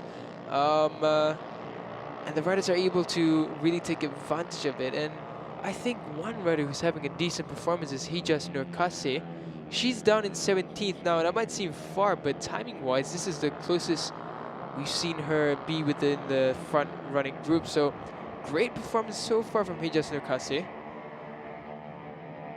Here we go back to the riders coming down on the front straight. Muhammad Faris Sadiq Bacha there, number 30, leading this trio of riders. They come across and yes, we have improvements. Shah Zurin has gone up to a 141.797. So as well as Ahmad Shakir, he's gone into 141. Now a lot of riders are going to the 141s. The top sentiasa berubah dia. Ini yang kita mahukan dan kita tengok yang terkini Danish mendahului, bukannya Danish tapi Fazil, Farish, Fardirin, termasuk juga Fakrul Zakwan serta Syazurin. Juga termasuk dengan Hakim Akmal. Ini adalah 7 pelumba yang berjaya melakukan 1 minit 41 saat ini. It's just become 8 riders now as well within the 141s. Muhammad Marzuki as well, a 142.0. So looks like the bunch of riders are in the low 142s to the 141. So as it is, we have the gap of just 1 second between the top 13. So a really good showing for the NVX Challenge. Not a huge gap of skill and performance, and this is great potential for racing when it comes to race day. So if we see wet or damp conditions, this is more or less what we're looking at, or 50-50 more than it is right now. And I'm excited. If this is how race day is going to be in regards to timing, we're going to see a huge battle in the Aeon Credit Service Yamaha NVX Challenge race. For now, we follow Muhammad Danish Zarif. He is the fastest man on track so far, 141.330. But with no slipstream, I'm not sure if this lap is going to be much faster, but he does look to be on a hot and decent lap. And Ahmad Shakir Abdullah goes fastest at 141.005. And just as that happened, Muhammad Danish Zarif a 1 minute 40.4. Fazil Farouk a 140.7. Adam Mukris a 140.9. And it's changed altogether again. Fakrul Zakwan goes second fastest at 1 minute 40.5. 4 pelumba kini semakin pantas dengan 1 minit 40, termasuk pelumba ini yang sedang menuju iaitu Danish Zarif adalah pendahulu, hanya perbezaan 0.143 saat, iaitu Fakrul Zakwan di kedudukan yang kedua. Melihat keadaan ini mungkin akan lebih pantas, catatan masa akan dilakukan untuk lap yang seterusnya ini, termasuklah Danish Zarif yang masih mengetuai dalam setiap lap. Dia berada depan dengan keadaan yang selesa, tanpa tekanan, mungkin dia boleh lebih fokus. Dan lebih penting juga, kalau sebarang kemungkinan berlaku di ketika selekoh, mungkin dia boleh elak dari berlakunya pelanggaran dan sebagainya. That is true. In these conditions, I think, even though slipstream is a huge factor in a big circuit for lower CC bikes, Danish Zarif has done a remarkable tactic. He's found himself space. He's not in the mix with the battle, so he's just got clear track in front of him and around him, so he won't have anyone challenging, pushing him off the line, and he's able to just put in some consistent laps, and I think he's on another fast lap. This might be below 1 minute 40. I'm expecting a 1 minute 39 high, perhaps a 1 minute 39.9. Comes across the line now, and he gets, it's not going to be, it is a 1 minute 39.9 from Muhammad Danish Zarif. Dijangka, namun Fazil naik pula di kedudukan yang kedua, tak jauh jurang perbezaan masa ditinggalkan oleh Fakrul di kedudukan yang ketiga, masing-masing dengan 1.40, namun perbezaan di antara Fazil dan juga Fakrul sedikit saja. Selekoh ini agak teknikal, menuju penghujung, masing-masing agresif untuk mendapatkan catatan masa lebih baik, termasuklah Fazil tadi. Mereka tetap berhati-hati untuk elak dari berlakunya pelanggaran dan juga kemalangan.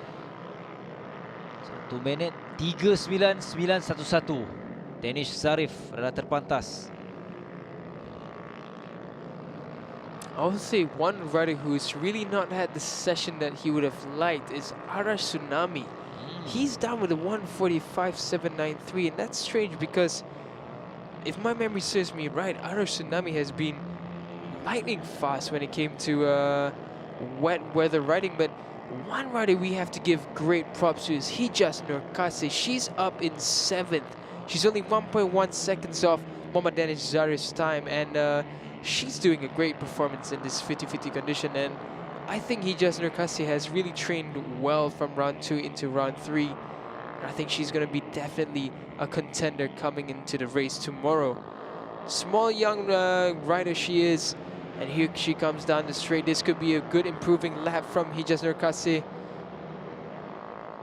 And looks like a lot of riders have improved into low 140s. Azan Hakim has gone to 140.1. They come across the line, this group of riders here, and looks like no real improvements. Hijaz Nurkasi improves to 1 minute 40.8 though. Danish Zarif a 139.390 from him. So Danish Zarif really understanding these conditions very, very well. Arash Tsunami sekadar di kedudukan yang ke-22 dengan 1 minit 45.793 saat. Jadi ada sesuatu yang berlaku untuk Arash pendahulu.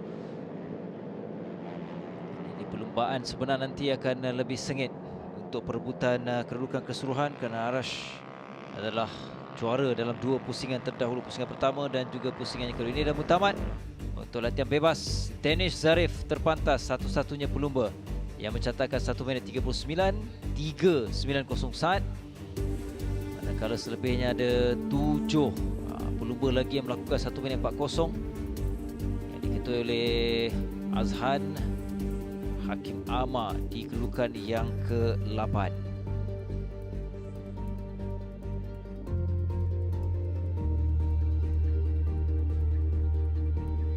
16 kedudukan terbaik ini tidak kelihatan Arash Tsunami kerana dia menghuni kedudukan yang ke-22 ataupun menerusi catatan masa dengan 1 minit 45.793 saat.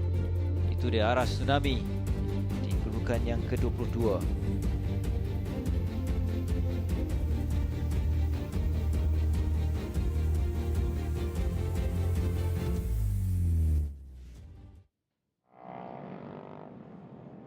Kita dah selesai dan sebentar nanti adalah CP150 yang akan kembali semula untuk latihan bebas yang kedua dan seketika kita akan berehat. Kita akan kembali selepas ini.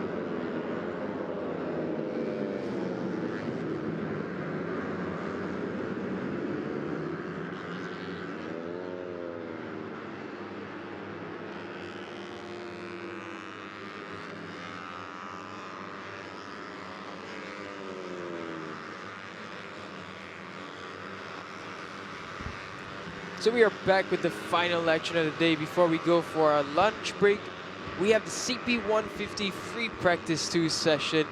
Now earlier we saw the likes of Kasma Daniel. He had specks of brilliance, and Izzat Zaidi as well, very strong. And this track is drying up quite well now. We had a lot of sun coming up, but it's gone cloudy again. So 50-50 track conditions are what we have. Still a lot of damp patches, so the riders will have to ride rather carefully. But we expect the timings to drop much more closely to where we expected to. Of course, we had the lap record of 1:15.1, so I think the riders should have no issue to drop down within the 1:17s in this track condition. But Kasma Daniel looking very well on form. He's shown a little bit of brilliance here and there throughout round 1, 2, but unfortunately for him, he hasn't had the start of the season that he would have liked. Charles Shazras aggressive there into turn 2. Charles Shazras, of course, has been very consistent. He's been a good performer so far, and he's had his debut in Asia Road Racing Championship, so he'll be boosted and looking for a very strong finish in Sepang. In this layout in particular, he's been very strong as well. He had his good top 10 finish last season, and he'll be looking to capitalize on good performances. Dan bebas yang pertama di sebelah pagi tadi dalam keadaan hujan, dan yang kedua ini akan lebih baik dan lebih pantas persaingan. Itu yang kita harapkan. Kasma tadi unggul. Jadi kalau diperhatikan keadaan setiap pelumba ni, mereka semakin yakin untuk mendapatkan kesaksian, mendapatkan keyakinan dalam trek. Itu yang lebih penting. Menuju kelayakan di sebelah petang, mana Haziq Fairuz, nombor 17 Haziq, antara pelumba yang perlu diberikan perhatian, ditangkap menamatkan perlumbaan di kedudukan yang kedua dengan sekarang ni 1 minit 19 5.57. Azroy kini kembali dikelayakan pada ataupun latihan bebas yang pertama sebelah pagi tadi. Dia lebih berhati-hati untuk berada di track, namun kita lihat kedudukan sentiasa berubah, semakin pantas. Ada 3 pelumba yang lakukan 1 minit 17 saat. Kini diketuai oleh Nazirul Izzat. Haziq kedudukan kedua, Iqbal. Azroy sudah pun ditolak kedudukannya untuk berada di kedudukan yang ke-10. Yeah, already 1:17 from the top 3 riders, Nazirul Izzat, Haziq Faris, and Iqbal Amri. So these riders are already getting accustomed with these conditions. Very 50-50 conditions are what we have, but mostly in the racing line, it is quite dry, so the riders are able to push for some fast laps. It is, so far we have 16 minutes left in the session. Haziq we saw taking a tumble at the end of free practice 1, but he's looking fine. The bike's looking alright, and one of the riders going very far off there. Now a bit of an update for this CP150 category. Ahmad Fazil Sham is not fit for round 3 due to a minor crash, and he is not declared fit for this race after his tumble in ARRC. Afizat Supad will replace Ahmad Fazil Sham for round 3 only. So Afizat Supad with his bump into the Yamaha Jam Blue AHM Motorsports team for the CP150 category. Oh, Kasma Daniel sudah pun naik kiri Daniel. Kita tengok 1 minit 16 saat. Begitu juga dengan Afif. Dua pelumba ni kini berada dalam kedudukan yang lebih baik. Afif semakin laju, 1 minit 16 990. Hanya ketinggalan 0 plus 1 36. Izzat Zaidi di kedudukan ketiga. Ini antara pelumba-pelumba. Kita tengok tadi antara kedudukan yang agak sedikit berbahaya dari Iqbal. Masih untuk mendapatkan di mana kedudukan terbaik menuju selekoh. Iqbal Amri and Akid there nearly coming into contact into turn 3, so the lap time's improving much further now. Kasma Daniel a 1:16.8. So I think one thing no one has told these riders is that the track is damp. To them it's just pretty much dry and back in business. So it looks like we're definitely going to get times dropping into the lower 1:16s, perhaps even into the higher 1:15s as they head into qualifying later on in the afternoon. This is their last session before they head into the all-exciting qualifying session, and it's the last chance for them to really understand the setup before they go into the all-important session later. 1:15.9 already from Kasma Daniel. So Kasma looking very strong already in the morning free practice sessions. he is looking to really stamp his name once again in the Petronas Cub Prix Championship. Large group of riders now on your screen. Masih ada tempoh masa, masih ada ruang untuk setiap pelumba mencatatkan ataupun memperbaiki kedudukan masa mereka. Dalam keadaan kita lihat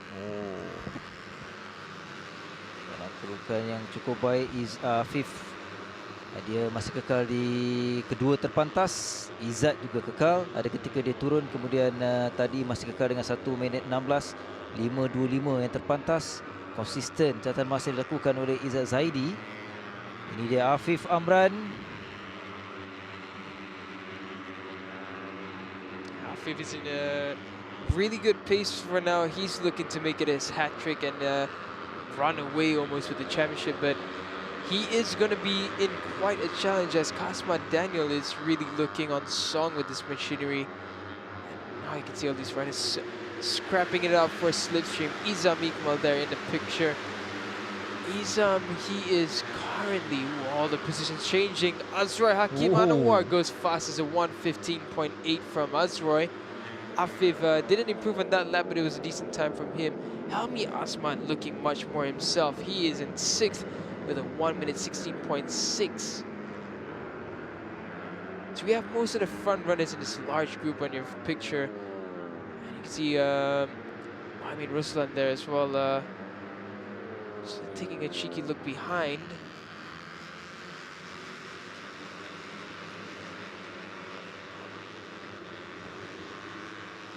Izam Iqmal there trying to fend off the charge of Shafiq Ezarik. Everyone's scrapping it out. Kasma Daniel slices through a group of 4 riders there. Kasma looking to push in this lap. He's finding the slipstream, but it looks a bit. He was leading the group momentarily, and he just dropped back a few positions on the previous lap. And he's going to get great drive out of the last straight, that's for sure. For now, Azroy is still the fastest on track. Azroy with a 1:15.8. So we have 2 riders already below 1:16. We're not far at all from the lap record of 1:15.19 from Izzat Zaidi in 2021. He's up there just pushing his way through. Azroy Hakim Anwar comes back into the track. Looks like he's looking down at his gear lever. Perhaps a slight issue for him, but he is the fastest on track.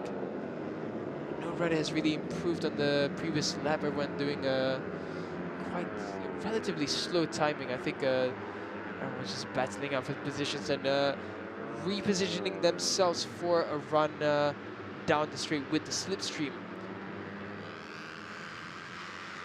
One rider that has not come out yet is Muhammad Muzakir. He's not set a time yet. He came out for the opening lap and has gone back into the pit. Perhaps a slight issue with the bike or a change that he would like to make.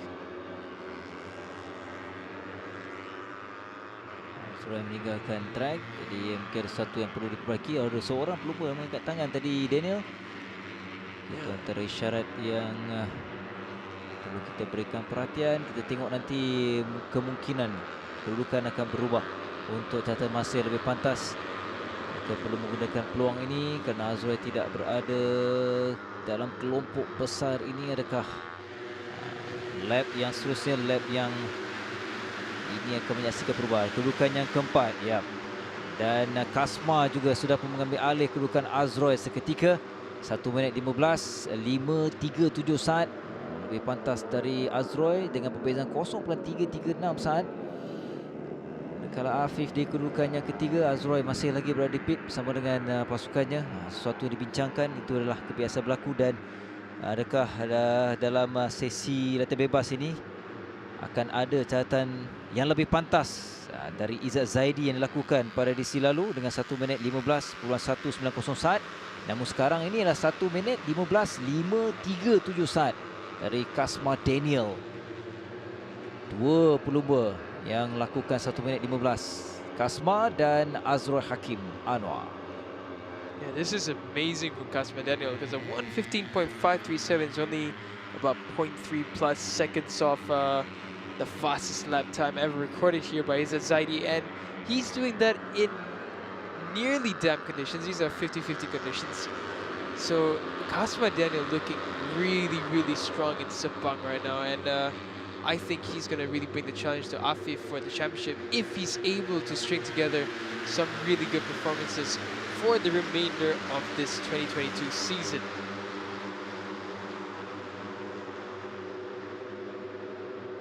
Large group riders. I think nearly 20 riders are down on the straight when they come across. But earlier I mentioned Muhammad Muzakir. He has come out for his laps already.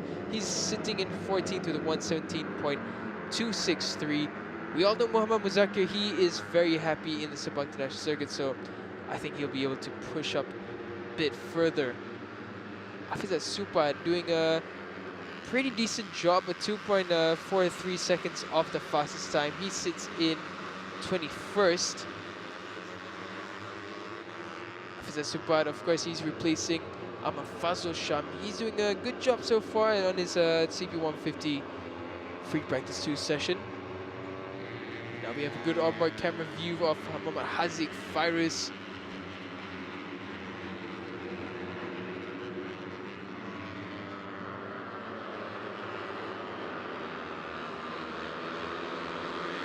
Just under 8 minutes left now in this session. Haziq Fairuz, now we're back on his camera, looking at the back of Izzat Zaidi. So a good slipstream. This might be a good lap from Haziq, and it is a decent lap for a lot of the riders. Haziq Fairuz goes up into 8th with a 116.7.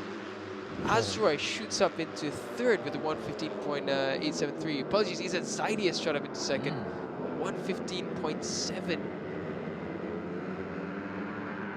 Jadi mencatatkan yang terbaru dengan 1 minit 15 741 menjadikan 3 pelumba kini berjaya melakukan 1 minit 15. Walaupun di lap yang terakhir tadi Kasma hanya mencatatkan 1 minit 18, tapi dia kekal dalam kelompok ini. Dia memastikan pace-nya tidak akan terus ketinggalan kerana kelompok depan ini akan sentiasa memburu catatan masa yang lebih pantas. Juga dengan Haziq yang masih lagi struggle. Haziq kini berada di kedudukan yang ke-8 dengan 1 minit 16. Dan kelompok ini turut terlibat ialah membabitkan Afif Amran.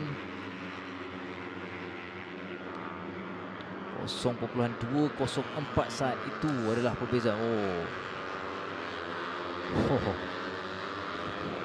A lot of riders trying to get out of the way of the fast riders behind them.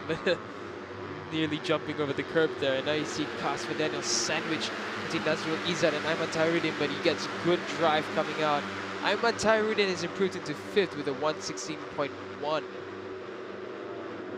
6 minutes left in the CP150 free practice 2, and now we look at number 27, Kasper Daniel. He takes turn to a huge moment there. I believe that was Nazrul Izzat who nearly lost the front right under him.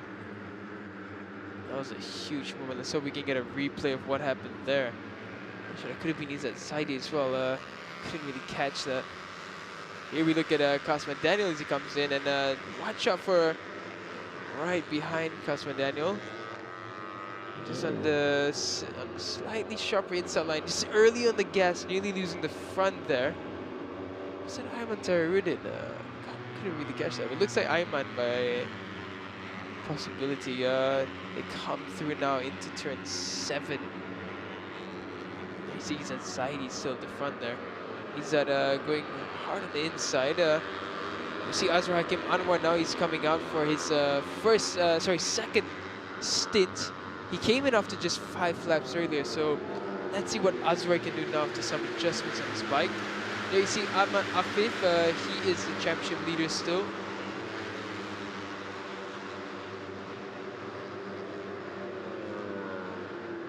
Still looking for a fast lap is Ahmad Afif. He's sitting with a 115.8, so not too terrible from him, but right now Kasper Daniel Asroy having a bit of an awkward situation trying to get on track. There's a lot of riders, fast riders come. Ooh, we have a lot of smoke coming. I think that's Izam Ikmal. Looks like Izam's bike pouring out a little bit of white and blue smoke there, so perhaps engine issues for Izam. Yeah, Izzat. Oh, looks like Izzat Zaidi has gone down there at turn 3. As we're looking at Izam's bike smoking, I wonder if that was a factor, or whether it was just rider error here. Dia berada dalam kelompok yang besar di depan tadi. Izzat masih kekal di kedudukan yang kedua. Kita akan lihat sejauh mana kemampuan Azroy untuk kembali semula untuk memberikan saingan untuk mendapatkan catatan masa lebih pantas. Kasma masih lagi mengetuai. Kasma di lap yang terakhir tadi dengan 1 minit 20.031 saat di lap yang ke-11. Menuju ke melengkapkan lap ini Azroy di mana kedudukan ataupun kekal. Tak ada banyak perubahan Daniel, kerana kita boleh lihat masing-masing tidak agresif sebagaimana pada awalnya. Selepas ada 4 pelumba yang mencatatkan 1 minit 15 saat Kasma, Daniel, Izzat Zaidi, Azroy, Afif, itu 4 pelumba. Azroy really working that rear brake. Oh, looks like one of the SK riders has gone down there. Couldn't tell who that was, but that was definitely at turn 2. Oh, ini dia Daniel. Oh, 32. Helmi Osman, that's at turn 2 as well. Looks like a nasty fall for Helmi Osman. See whether we can get a replay of that by any chance if the camera's got it. But an unfortunate spill for Helmi, who's having a really good session, 116.0. Helmi looking like his old self. So we can see what happened there, but let's hope Helmi is okay, hopefully. Like it must have hurt for him there. For now we follow Azroy Hakim Anwar. Oh, another crash there. That's a... I don't know what that is there, but that's at the last turn. So this is what I mean. The track isn't completely dry, so some riders going offline slightly and getting themselves into issues. See Ashraf Daniel there at the front of this group. Azroy Hakim Anwar going hard and aggressive. Yeah, looks like we have another follow, Shafiq Nazrul. This is at the last turn. Yeah, that's what we saw just now when they were coming down the straight. And whose bike is this? This is serious. This looks like a huge crash. I believe that's another one of the Solo Alert Chilik JSM Racing Team bikes. That looks like to be a really, really nasty crash there. That's at turn 5. That's a fast one.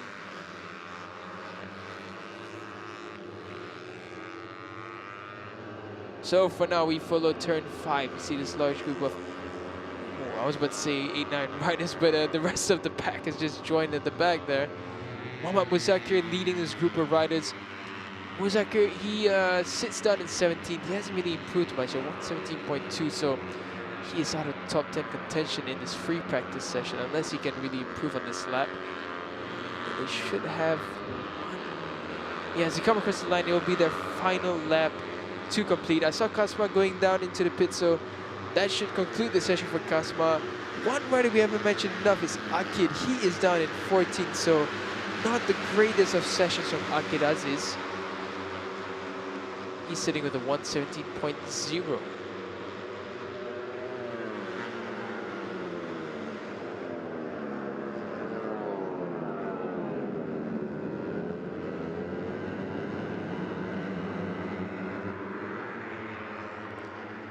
So just 30 seconds left in the CP150 free practice session. The riders that you see on screen, this was their last lap.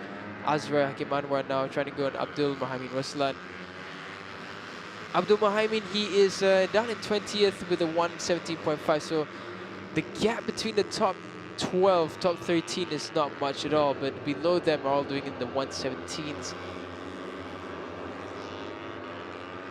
You see all these riders bunched up. I don't know if there's going to be much improvement here. Shao Shazras, didn't mention him. He's on a decent session. He's in 8th the timing so far. 0.6 off Kasma Daniel's timing.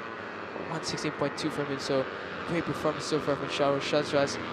Azra Kimanawar, he is backed off from this lap, so he won't improve any further.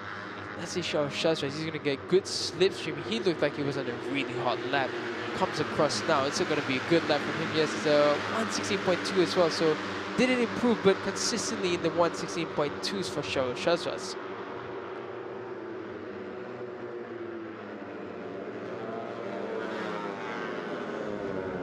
So as the riders come across, that concludes the session for the CP150 free practice 2 session. Yeah, you see that the defending champion just walking back into the UZ Racing pits.